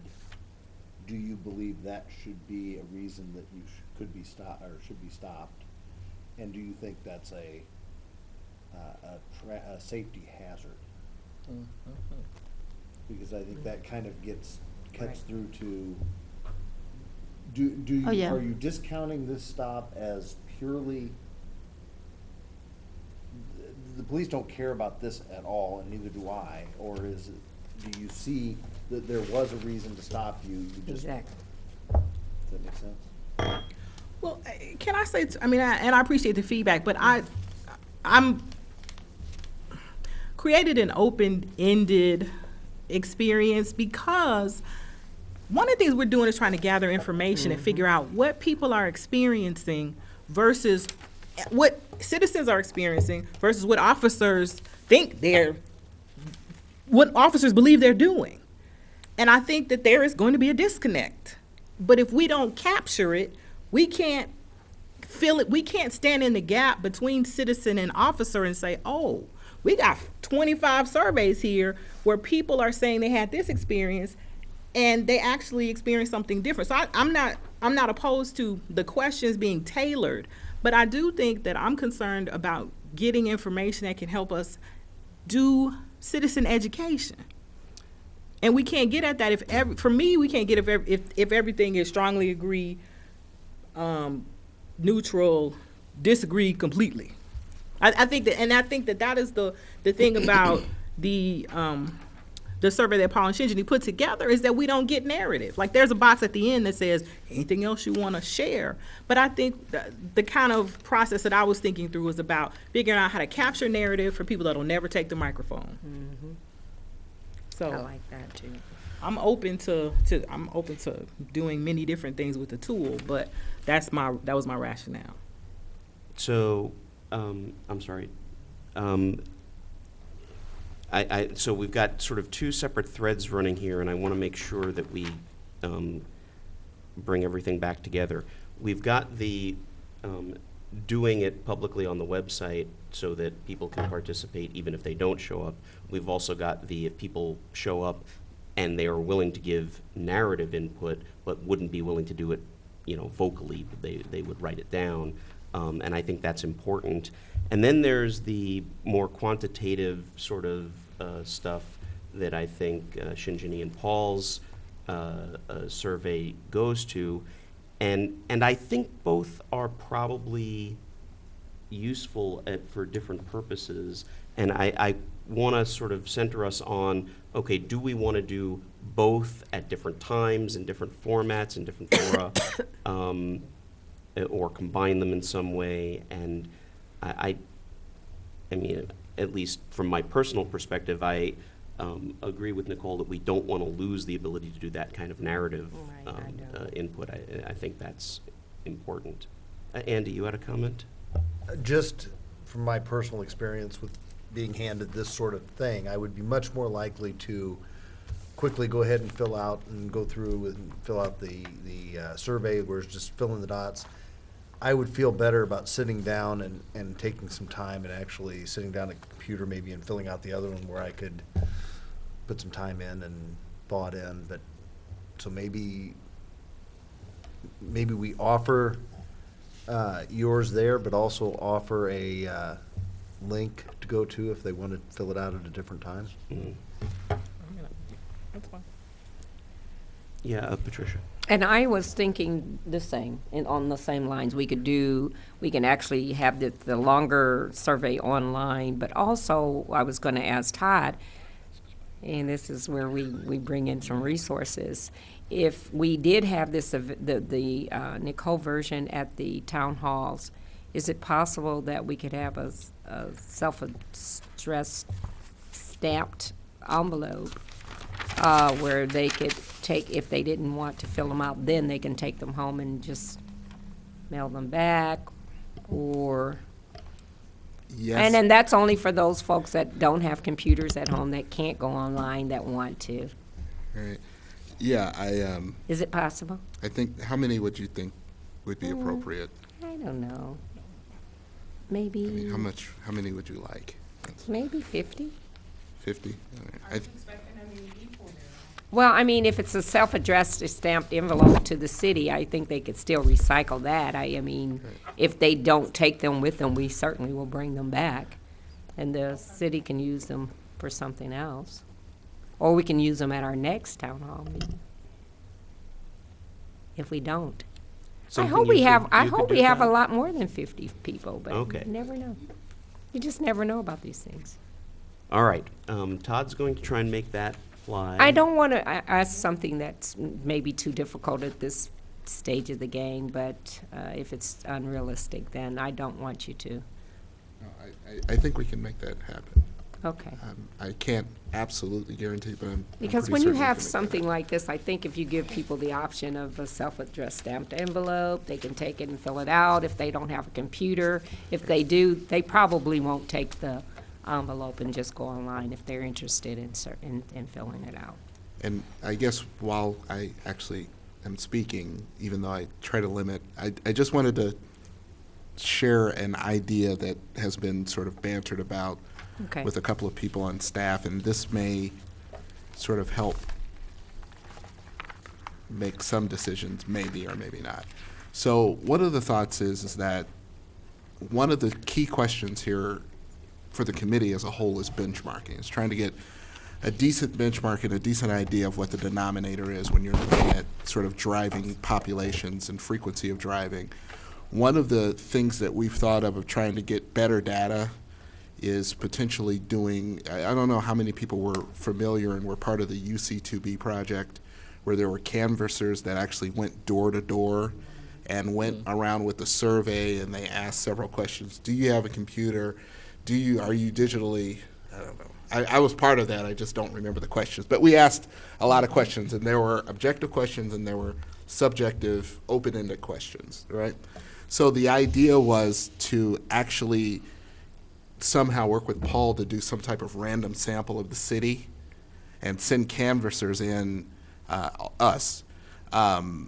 to different parts of the city, try and get representative samples from each part of each geocode and beat in all of those places, and then use that as benchmarking data and also use it as community impact data, sort of all in one. And so the reason I think that might be relevant to what you all are talking about is it sounds like you're struggling for a way to make sure you can get as much input as you can from various people. And this might be another way of doing that down the road, so that if we don't catch everyone this time, we can catch some more down the road. But it's just a thought, and I really don't want to extend the conversation tonight, but I at least figured I should mention that. Chandra. Do you think that, you say you didn't want to extend it, but do you think that that can be one of our engagement strategies of, Well, instead of a town hall meeting, 3 of them? So one of them actually is going out and engaging different areas and what that would look like. Well, I'll just make this really quick. I didn't necessarily think that it would replace the town halls, but I thought it would be a great opportunity to sort of advertise and say, look, while you're doing the survey, look, you should know that we're doing this additional town hall meeting on this date. We want as many people as we can to come out and talk about these issues, and we want to have a discussion. And it would just seem like another way of advertising those. And Chandra, I thought you were going to actually advocate that as a community, a part of the community coalition that does those community walks, that this would be, that works on community and police relations. This might be a good piece that we can take to that coalition, which involves the Urbana Police Chief and the Champaign Chief, and maybe that's something we can do there. Right, and so one of those walks could be actually doing this survey as a part of that, and I would say let it get warmer. So that's just my only thing. Just let it get a little warmer. Yeah, around May, since we have. Nicole. Can I I'm say- sorry, Paul was first and then Nicole. That's all right. So I guess my thoughts on the survey would be, I think Nicole's right in that we want an opportunity to get that narrative experience from people who aren't necessarily willing to speak. And so, but we also want a survey that they're willing to fill out and complete. Toward that, then it seems like the only real justification for the post-survey was to sort of say, you know, did we do a good job? Did people feel like, which hopefully we did do a good job. So in my mind, that's secondary to actually getting their perceptions. Not that it's not important, but I think if we were going to cut something, we would cut that. And I would maybe combine, to me, some of the stuff about, you know, personal experience. I'm not sure how willing people are to say I was searched. You know, like, I think they're more willing to talk about how they feel about that experience rather than the specifics of I was stopped 20 times. Although maybe they want to share that in their narrative. So I would maybe combine the sort of second half of Nicole's survey with the kind of first half of ours and have a 3-page survey that is either distributed at the beginning or in the break that they can fill out, or if they don't want to fill out there, that they can mail to us. So that's my 2 cents. Nicole?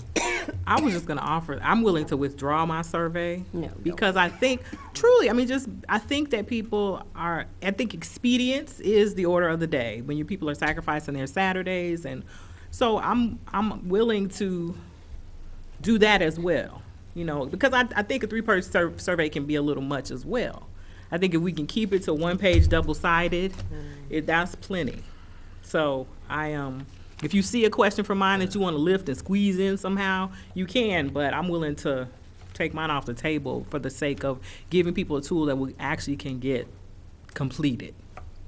So, Paul, do you want to, I mean, as I've been hearing this, there's stuff in Nicole's survey and particularly the open-ended nature of some of the questions that I think I'm hearing we do want to collect. Do you want to take on the task of tomorrow I'll get that. editing together? And because Friday we're meeting up to do our final ready to go, and Sure. Todd's got to have time to make copies and all that fun stuff. So Does that, yeah, I can get does to that you work for tomorrow. folks? I think it Patricia? does, and I also think on page 2, her 2 top questions has actually be some circle turning. I think we can turn those into strongly agree, disagree. I mean, kind of those circle questions as well. And then the 3 open-ended questions can be added. Okay, so I'm gonna. Is there any- I think we can do think that. we'll toss this off to Paul to kind of get this into final form, with the expectation that at the committee meeting on Friday, we'll be ready to go. Paul, is that going to be okay? That sounds with great, you? yeah. I'll circulate something through Todd and Tony to everyone by end of business tomorrow. Is that reasonable? All right, thank you. Thank you. Excellent. Anything else by way of planning we need to do before Friday with the entire task force here? I guess on Friday, I hope that you all would be thinking about what roles you would like to play on Saturday, and come in on the meeting on Friday with that in mind, so that we will make sure we know, the right hand knows what the left hand is going to be doing at the town hall meeting. And if you're unable to make it on Friday, drop a note to Patricia or Todd or myself, and we'll convey that as well. But it's really important. I hope that everybody can make that meeting, because we are going to be presenting to the public and our work. And I appreciate the support of the entire task force. If you all can be at that meeting, it is a brown bag meeting, so don't forget to bring your lunch. All right. I do have a question. I'm sorry? It's not? I mean, you can bring your own lunch if you want. Okay. Oh, but, But I thought it went out as a brown bag. okay. So will there be box lunches, do you think, or Probably not box lunches, but we'll have something. there'll be something? There'll be something. Pizza or some other equivalent. Okay. All right. Nicole? I just had a question about arrival time on Saturday. What time you want us to get there? Well, we're gonna start receiving our the public at 1:30. So if we could get there by at least 1, we might get there a little earlier than that, but if the Between 12:30 and 1 for the rest yeah, of I us would be think fine. between 12:30 and 1. I was gonna say, I was gonna plan on getting there at least an hour ahead of time, just to make sure if Todd needs me to help do some things. That sounds great. Thank you. All right. Our audience has been absolutely stalwart. Do we wow. have public input for this evening? If so, please come on up. And thank you for staying so long. Oh, This yes. has been a very productive meeting, but an Very exceedingly long one. Thank you. If I don't have any conflicts, I And please appreciate introduce coming, yourself, Durrell Darrell. Cruz, coming to these meetings and listening to the discussion, and appreciate the complexities with which you're dealing with. But I do have a couple of comments I would like to respond to the conversation tonight, and possibly something for the task force to consider. And I'd like to just start by reading very quickly a quote from Charles Blow in response to Comey's comments. And it begins like this: minority communities want policing the same as any other, but they want it to be appropriate and proportional. They want not to be afraid of the cops as well as the criminals. They want officers to display an equitable modicum of discernment in treating law-abiding differently from law-breaking. The key words there in my mind are equitable modicum of discernment, because when it comes to disparities, evidently the discernment that officers have, it may not be applied equitably between races. And so I would go back to a couple of topics you discussed tonight. One was hotspot policing and traffic stops. I'm still having difficulty wrapping my mind around why you're dealing with crime issues and traffic stops except for the exception of investigatory stops being used to fight crime. Okay, because in the 2010 data that the city had on traffic stops, Beat 61, which is primarily the minority community, had the fewest calls of service, the lowest crime rate, but the highest percentage of traffic stops for African Americans. There was no correlation between crime, calls for service, and traffic stops. And it's important to keep that issue. That's been established already on previous studies and data. And so I want to move on to another issue very quickly, and that is the issue that when you were talking about the book, I think, first Paul recommended the book, not me, so we have to give Paul credit. But I want to say that an important part of the book, is, in my impression, is the historical context in which it makes for why we police the way we do in the community. And also the last chapter, which talks about possible recommendations to address that.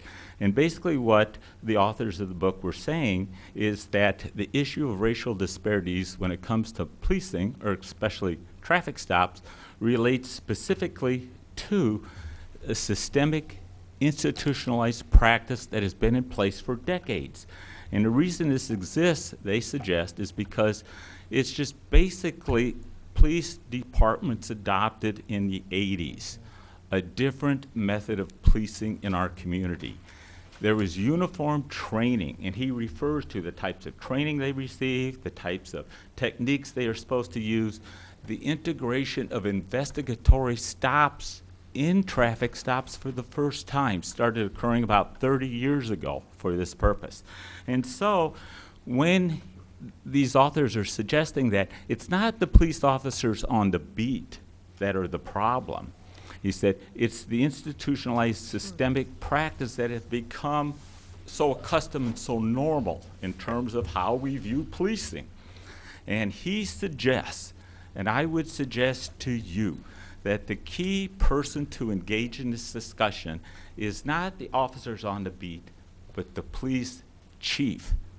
Because change in this type of situation comes from the top down, not from the bottom up. I can guarantee to you that the officer on the street is not going to make any changes they feel is necessary unless the leadership is telling them they approve and support and recognize that change. And ultimately, the recommendations that you come up with, and this is my biggest concern, is that you are doing this, and it has absolutely nothing to do with Mr. Charles being here and his role. I think he's been a super representative for the Urbana Police Department. But ultimately, those recommendations have to have the ownership of Chief Conley.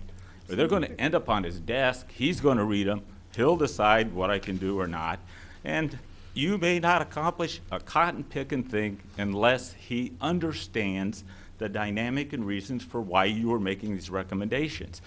So I would suggest that at some point, Chief Conley comes here not so much, to defend himself at all, but to engage in the dialogue with you to say, would you be willing to look at investigatory stops and possibly look at maybe we need to revise our policies and procedures?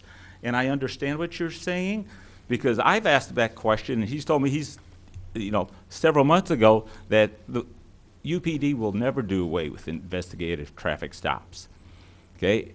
And so I think there's a fundamental question of somehow him being part of this discussion and engaging in that dialogue in some way. So I would strongly recommend that occur.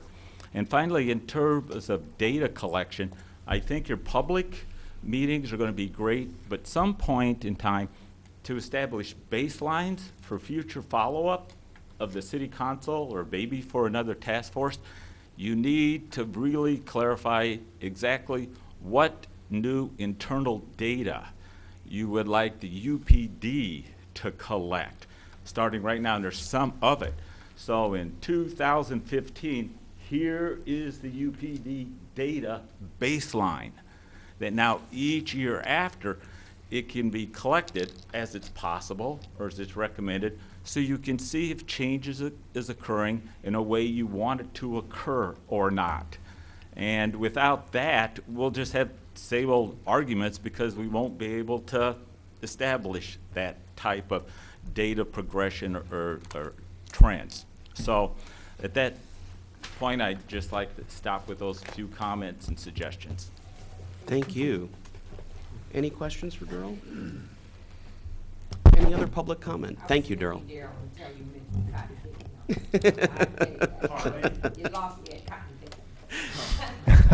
Any other public input? Please.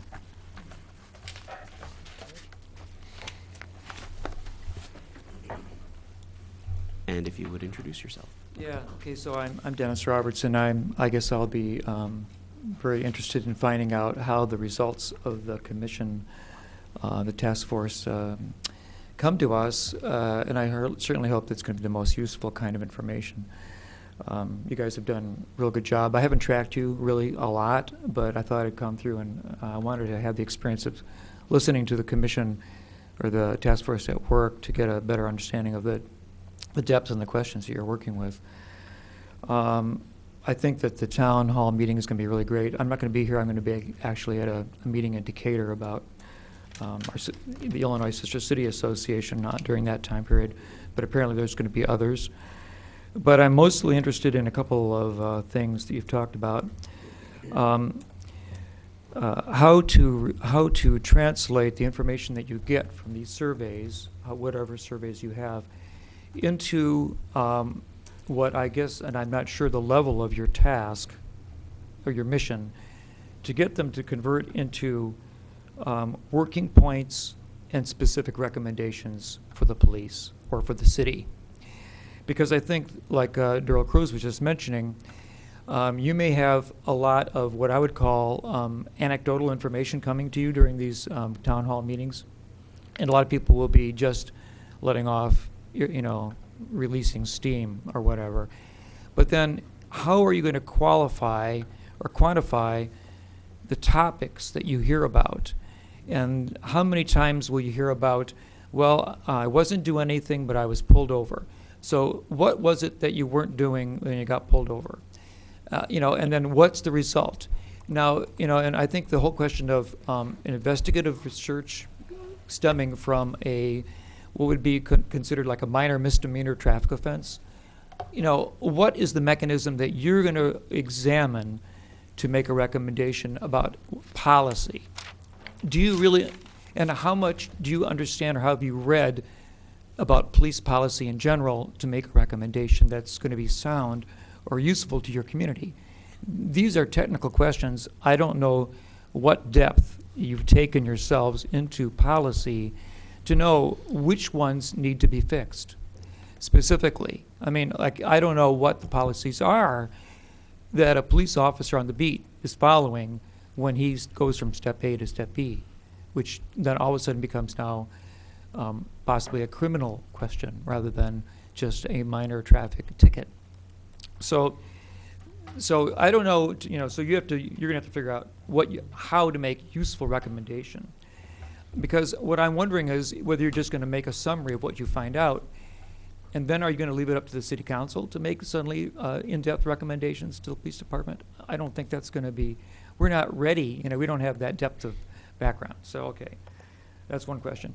And I would just say anecdotally that interestingly enough, I'm not really interested in doing these police ride-alongs. I assume that all of you have taken a police ride-along. I mean, I would think that you would almost have to, from your point of, to have a perspective of what happens in a police car on a normal night in Urbana. So if this hasn't been part of your task, I'm really surprised. So, okay, I went on a police ride-along, and it happened to be like a week after a serious incident in the southeast neighborhood, which I represent. And so what my experience was during the ride-along, I observed probably like 6 traffic stops that I thought were extremely questionable, but they were the way the police was using their presence in the community to show that they were really taking care of the neighborhood and concerned about safety. But I would say that, in my opinion, to pull a person over because they made a left-hand turn from what was considered the right lane instead of the left lane at an intersection, and that was the reason why they were stopped, was totally bogus, just really questionable. But the police were using their presence in the neighborhood to try to recreate a sense of security for the neighborhood, which was reasonable. But, okay, we have to really look at procedure and practice as it's being condoned or encouraged, or maybe by by policy written. And these are the things that I think are really crucial, because this has to do with traffic stops. You're not going to be affecting, I don't think the task force duty is to solve all the economic issues of the, underprivileged neighborhoods or individuals of our city. But so be point specific in your task if you can be, and that's my advice. Thanks a lot. You guys are seeming to be very thoughtful people. This is a big, big task.